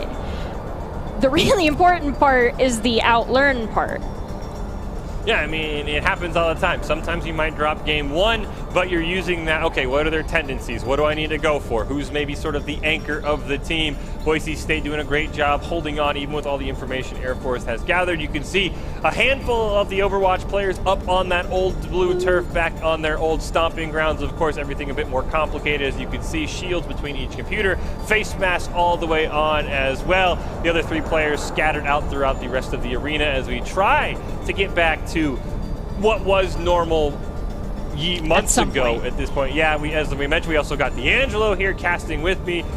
Probably at least 30 feet away, let's say. I'm a good bit. Yeah, we're making sure we're adhering by everything. We're going to take it very seriously, but like I said, it's always just a bit more fun to have both casters in the arena. It's always a bit more fun to have the players all in the arena, as much as I do enjoy, at least when our league teams played, these scrolling cameras of their living room, so I kind of could judge where they put their computer. But yeah, it's always nice to get back to normalcy. What's normal is a Boise State win. We just saw the 3-0 series victory, but what's also normal is that we love to play our esports here, so we're going to keep going. Yeah. We're going to go on to the next map between Boise State and Air Force. It's all for good fun. Hey, more experience, more practice, more fun. Can't go wrong with that. Experience plays into the outlearn part, That's true. which helps us get to the outplay part. Hey, you know what? There we go. We've tied the whole slogan together. There it is. We've done it. We've achieved solace at this point. There is nothing that can hold us down. But yeah, I'd love to see Air Force allow 0 reses from Beanie Bum. Now, I guess if he doesn't play Mercy, it doesn't count. But if he plays that's Mercy true. and he gets 0 reses, that's a victory for Air Force. I don't care what the scoreboard says. I feel like if Beanie's not on Mercy, it's one of two things. He's either Lucio, so the plan is to rush the enemy team and just try to kill them as fast as you possibly can. Or if the Air Force actually tormented him enough to make him swap off of Mercy, that would be impressive. That would be horrible for Beanie. Please do not do that. Or please do, I don't know. Depending on which team you're rooting for, please, but don't do that. I mean, they got I think it was 2 picks on him when Boise State was defending, where he couldn't res himself. But as we saw, he still got one off. It factored into the play of the game. Q defending him on the Diva as well. So, yeah, 0 reses allowed for Air Force. Definitely got to be the first target goal. Boise State doing a great job 2-0ing on control, and then not even allowing a capture on either of the other 2 maps. So, really good job by Boise State. You love to see, there's always that bit of worry. Hey, this is the first time they played all semester. I know our league team, this is the first time they'd ever played together. You see some new names. Is there going to be any rust? Is there going to be any communication issues? Boise State saying, no, we're ready to go. Let's throw down. When are we playing next? Because this Overwatch team, leaving where they left off last year, making it all the way to the Mountain West Championship. Oh, yeah, and Quibble's actually new to these players, so Icy and Beanie have played together before. Frost has been on our upper team, and Quibble is new. And, I mean, clearly he's integrated very, very well because we have a really, really strong little support duo tank triangle there, because Beanie's got Icy's back just because they've played together so long, and they're such good friends, like, outside of the game as well. But then Quibble's got Beanie's back, which again is amazing, and really just, like, brings the team together and makes that sort of triangle even more solid.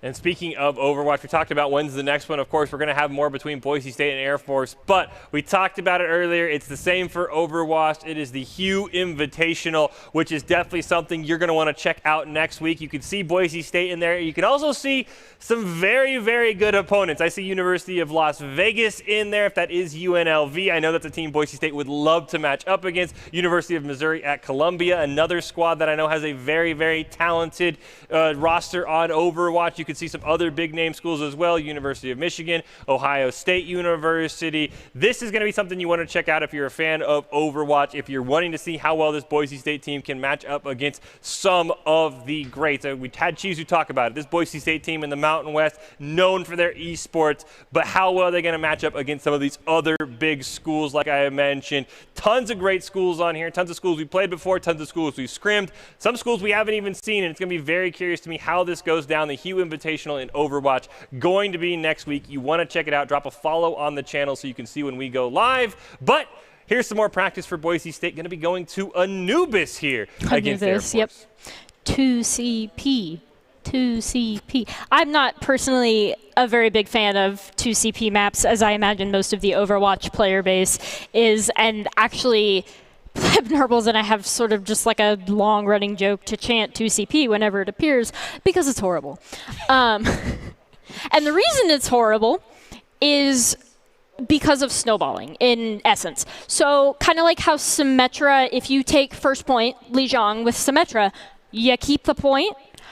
If you roll, like, so if somebody makes one mistake in a 2CP map, and they get picked, and you can't get the res or can't mitigate it in some way, like one mistake can cost you that entire map, because the team will roll you for a first fight, and then they will have built up enough ultimates to clean wipe you second fight and take second point. And that's ultimately the best way to cap 2 CP maps. Otherwise, it's like the worst, sitting there forever trying to get people like right as they come out of spawn.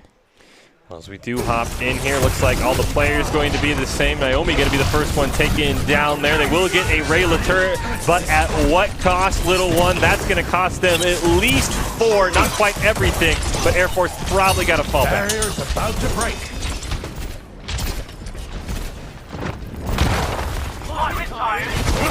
Doing a really good job here, holding on. There's really not even allowing Air Force to get around the first entry area here. Now we're going to see, once again, Naomi going to try. He is going to get stunned. Apollo going to drop very low. Q in the back line doing a great job spotting out MJ ulti.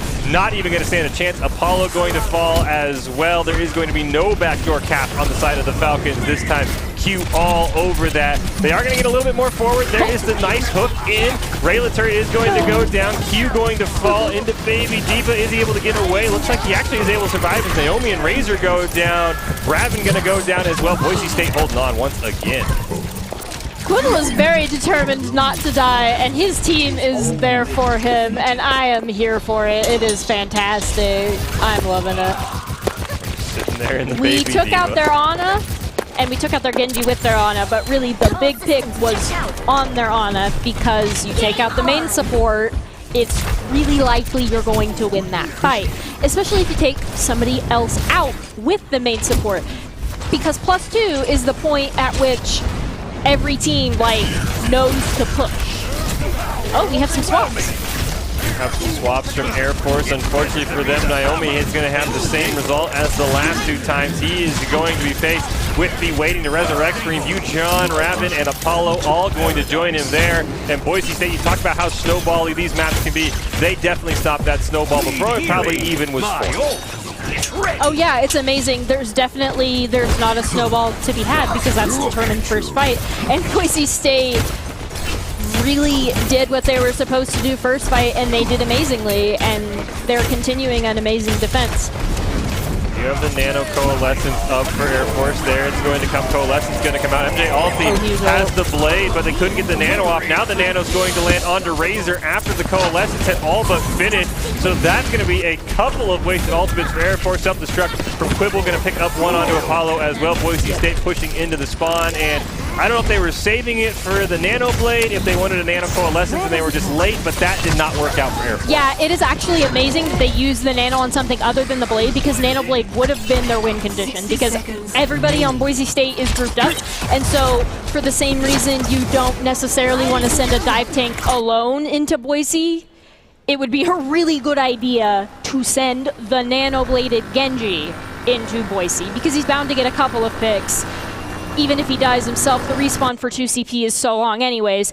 So actually, I think that was a bit of a misplay there, because that was going to be their best win condition, and now they have to figure something else out, which I'm sure that they can. Overwatch is a game of many solutions, but that was the easiest, most straightforward, most familiar to everybody's solution. I do think we had a player disconnect on the side of Air Force, so we'll throw a quick pause in there. I do think the Falcons had about 52 seconds or so left to try and hop onto that point. Boise State doing a great job. I will say, though, with all the power of the Nano Blade, Baratel and I got into some Overwatch last night, and because our teammates are probably much less competent than the Boise State squad, we decided we were just going to Nano Coalescence every single time, and it actually usually worked out. So I respected what Air Force did. You just have to hit the Nano before the Coalescence starts. So I respect it. That's the Baratel fish strategy, and, it somehow worked. But, that's because that's the only person I trusted on my team was Baratel. These guys all have each other's back all the time. It works much better on long sight lines instead of looking up onto high ground. That's true. Because it's a straight ultimate, and it's really, really hard to get that. For the same reason that you have an advantage over Junkrat if you're on high ground, usually. For the same reason that you have the advantage if you're above a Junkrat, Moira has trouble getting value out of a Nano Coalescence if the enemy is on the high ground like that, because enemy can just fall back and you can't do anything. You can't see them. They've denied you line of sight. It's a sad day, because Coalescence go through shields, but it doesn't go through the map geometry. I mean, as a wise man once said, don't do it. I have the high ground. That's all you need to know. If the man has the high ground, doesn't matter what you're playing, just don't do it. Don't do it. Don't do it. Yeah. I have the high ground. Exactly. Yeah, and that's actually really true in a lot of aspects of Overwatch, because it's true with Junkrat, it's true with Moira Coalescence, it's true with dive tanks and snipers. Whoever has the high ground, whoever can take it from the other, wins that. And especially in this meta where snipers are extremely prevalent, high ground control is really important, because also, more than just your DPS snipers, your Ana having high ground is a really big deal as well. Because this meta, it's not double shieldy, and typically, it's kind of changing now, but it used to be before the hog changes, it used to be that you didn't really run a diva as much, and so the Ana could just get free antis all day long. But now we're seeing some comps that are running diva. I mean, we've been on diva all night, and we've had great success on diva. We've had an amount of success with shields as well. We just haven't played as much of it as diva. So it's actually really, really nice. Yeah, we are waiting on a player for Air Force who did disconnect. Boise State taking on the Falcons in the Gridiron Rivalry Series. We had League of Legends earlier, Boise State taking that one 2-0. And then in Overwatch, Boise State winning the best-of-5 series 3-0. But hey, if we will go on, we will go on, and that's what we're doing, just having some fun between the two teams on Anubis Palace before we did lose, I believe, Bujon to the disconnect. So hopefully he'll be able to get back into the game. Hopefully we'll be able to see how the last 50 or so seconds transpire for the Falcons. But hey, I will say, and it's sort of a shallow victory because Beanie Bum's not on the Mercy, but as we unpause, he hasn't gotten any reses off that I've seen, and now he's on the Mercy, so we'll see if he can change that stat. True. And I mean, it's great that they got their player back, because you never want the game to end because someone disconnected. You never want that to happen in professional play. You never want that to happen in collegiate play. You definitely never want that to happen in just personal competitive play. Oh, there's the res.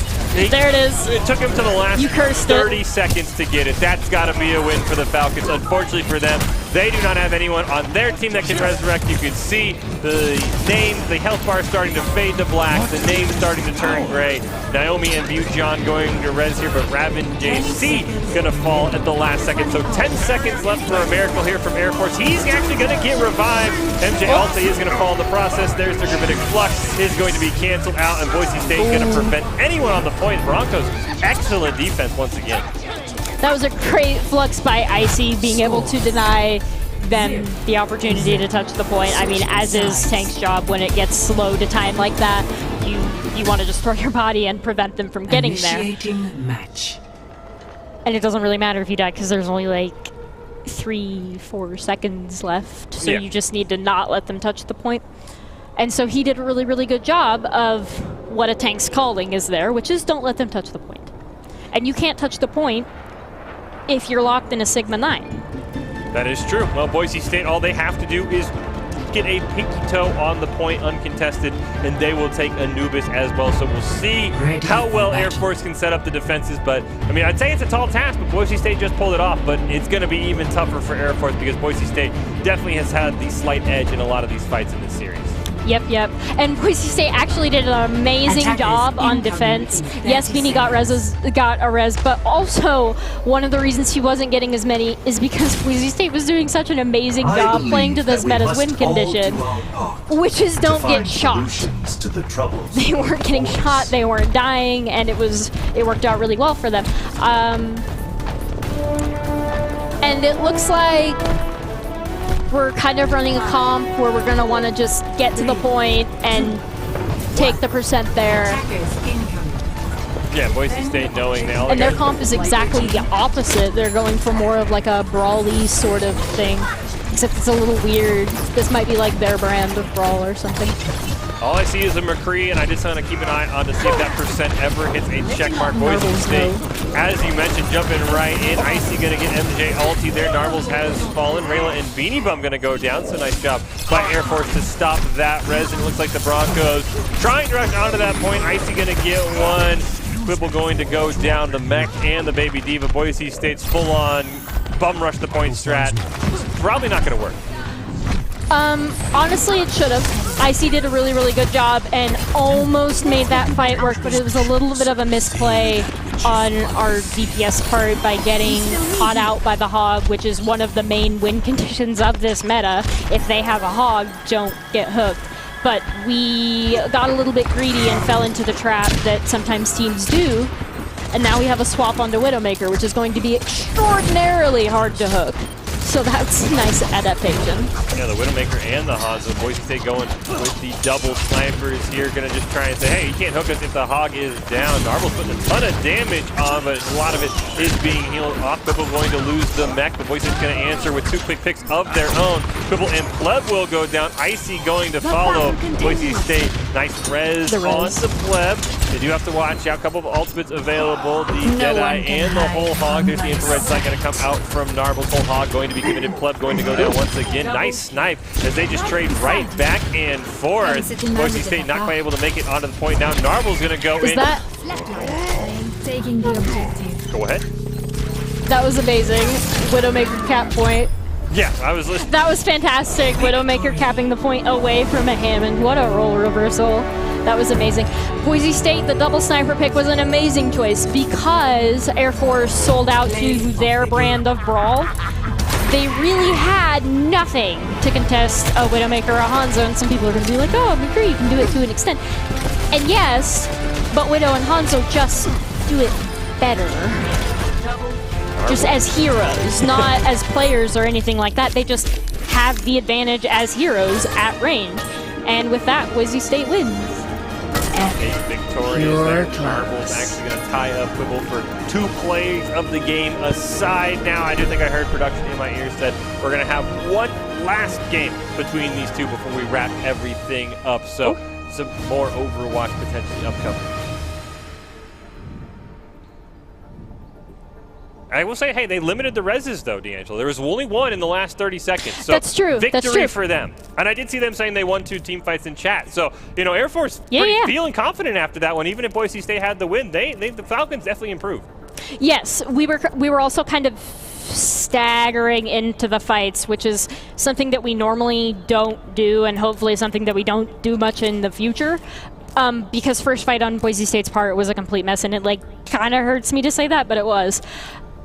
So, and that gave them not only ultimate advantages, but that also gave them other, like, so they could stagger players of Boise State, gain themselves time, set things up for next fight. It just caused a lot of bad things that we staggered in and poorly executed first fight. I will say, you know, it just made me smile a little bit. Nothing against the Air Force, but to see, I believe Raven have the McCree ulti available and the game for to end with that blue check mark just sitting there like he's verified on Twitter definitely made me feel just a little bit better. You can see some of the players for both sides: Icy, Rayleigh, Beanie Bum, Modern Frost, and Pleb for Boise State. Of course, there is one more, and then Louis, Naomi, Apollo, MJ Ulti, and Razor. Also all there for the side of Air Force, so 2 squads duking it out. And hey, both squads agreeing. We know Boise State won the first part of it, the Series 3-0, but let's keep going. Let's keep having some fun. And, you know, for Air Force, maybe some learning because these are Mountain West teams. Maybe they meet later on in a playoff situation. Air Force may be going to use that against them. I mean, there's definitely some learning that needs to go on for both teams, to be honest. Temple of Anubis definitely showed us that we have much more to learn as a team. And I think production saying in my ear that Air Force literally just got onto campus, literally moving into their rooms this week. So, you know, they're definitely, I mean, I've heard the stories of just how crazy it is to be at a Air Force or any military academy in college, and just the absolute crazy things that they demand. So the fact that these players can move in, can be able to play on the esports team, just shout out to them. Huge respect for them for being able to put this game together as we get ready to go into not Game 5, but a custom game, at least known as Super Smack Island FFA V1.2.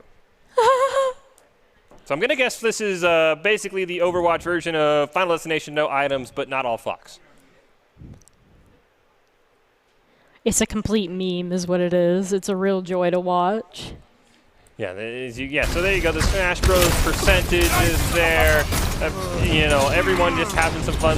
This is the one thing I love about Boise State. If the opponent allows it, if time allows it, I love for us to be able to end on these sort of wacky custom games, have some fun there. And Icy actually going to fall off. Icy, no. The Farah that's not falling who off. you're supposed to hit. You have flying. How do you fall off? Come on. No one getting a kill though. That is the one thing that this game mode definitely I've noticed has struggled with handing out eliminations. That'll be my one complaint to the designer. Make it a little easier to get some eliminations. The players bouncing all over the place. Nobody going down That besides. Doomfist at 301%. I'm worried for you, buddy, but I believe. Oh no. Beanie, no! Quibble gonna get the first one. The sky cap coming into play. Yeah, that was fantastic, by the way. Rapidly set to an all-time low. Hey, there's another one. Pleb's gonna get on the board. huge. Oh, nice meteor strike to save it. Almost. Oh no. Yeah, there's another death ceiling. I like Oh, that. there's Jake. Or Icy in there. Couple of eliminations, I think. At least 2 for Boise State players. Narble's gonna get on the board. It is a free-for-all though, so allegiances have gone out the window, and be very curious to see. It doesn't seem like we have one specific champion dominating, so how soon the meta of Super Smack Island comes together. Normally you want to go like a Doomfist or Farah type hero, or if you're like really good at Lucio. You can make a lot of different heroes work, but usually heroes that have a lot of success tend to be Doomfist and Farah. I'm liking the Tracer right now with the rewind, able to get back on. You have the dashes as well. Quibble playing that one very spectacularly, and as I said, I Doom and he falls It's right just, off. it's a lot harder cooldown and ability to manage to get back up as opposed to Doomfist and Farah. So like, yes, she can rewind herself back up, but Tracer has no vertical mobility, so she can't necessarily bowling back up, which is why Doomfist and Farah have a tentative advantage over Tracer as a pick. Yeah, I'm very curious the person who, I was going to say Razor, who's currently insistent on playing Brig on this map. I mean, I understand you might have the ability to launch someone off, them, but yeah. not quite where Beanie Bum actually going with it as well. As you do see Pleb right now leading the way at 2 eliminations. Beanie Bum, speaking of maybe how Brig might not be suited for this, unfortunately in 8th place at And -2. Beanie Bum just loves to play Brig too. So Hey, I mean, no complaints, but I mean, you know, I don't know if it fits in with the meta here. I don't know how many eliminations you're really going to get swinging that mace through.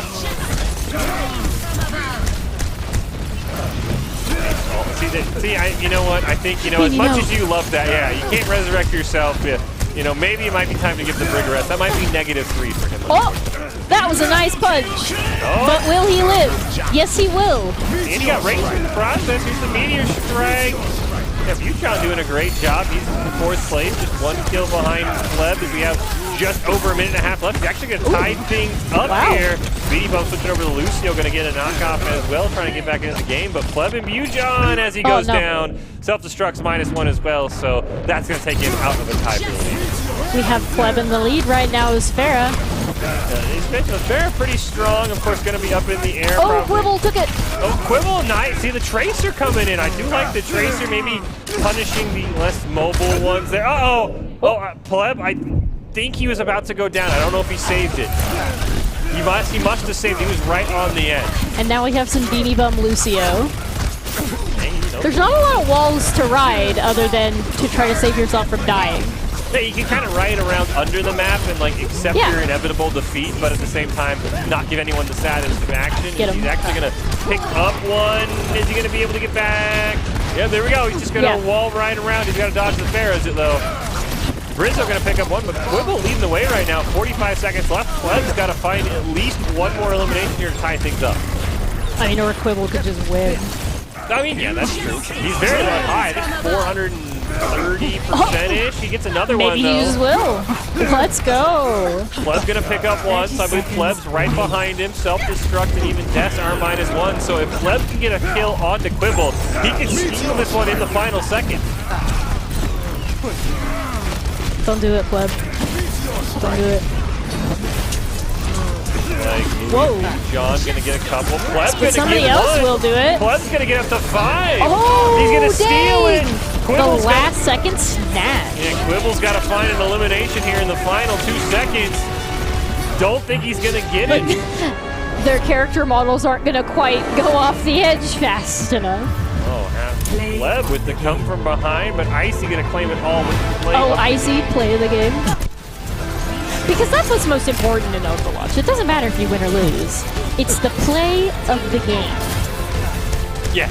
I mean, all you just say play of the game, you know. It's like win lane, lose game. Hey, I got play of the game. I don't care what my results were. So, ton of fun to wrap everything up there. Absolutely. Boise State taking both series in the Gridiron Rivalry series over Air Force. 2-0 in League and then 3-0 in Overwatch. But hey, we got to have a ton of fun. We got to have Overwatch on for the first time. D'Angelo joining us, making her debut as a caster today. It's just been a ton of fun. And D'Angelo, your final takeaways from Boise State's Overwatch victory over the Falcons.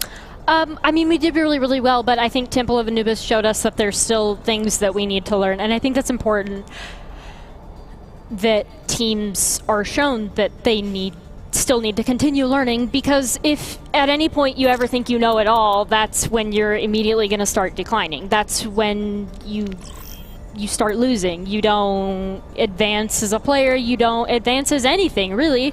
And that's why esports is a valuable experience just in general, like for the real world, is because it teaches you things like that. It teaches you that you never really know it all.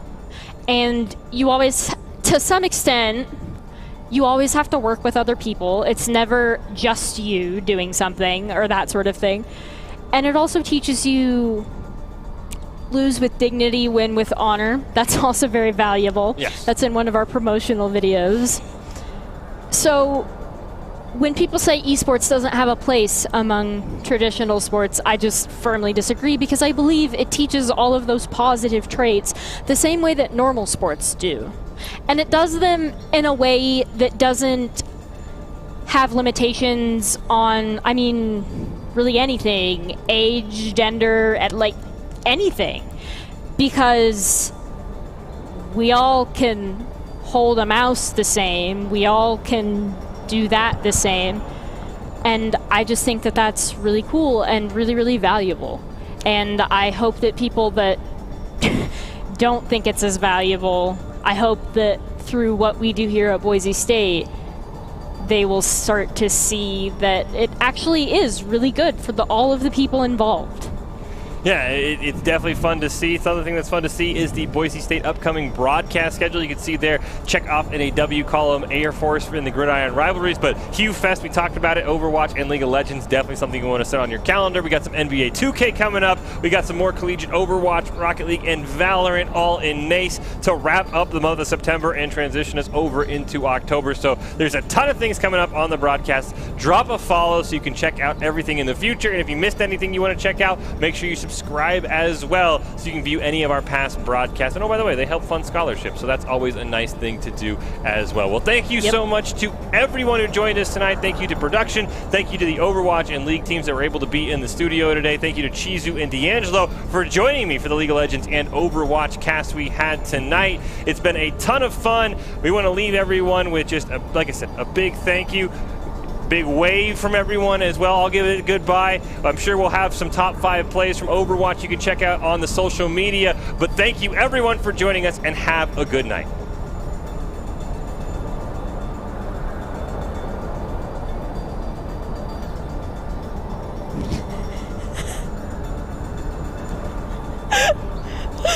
Me too. I keep going. You know, no worries. I can. You know, we can keep.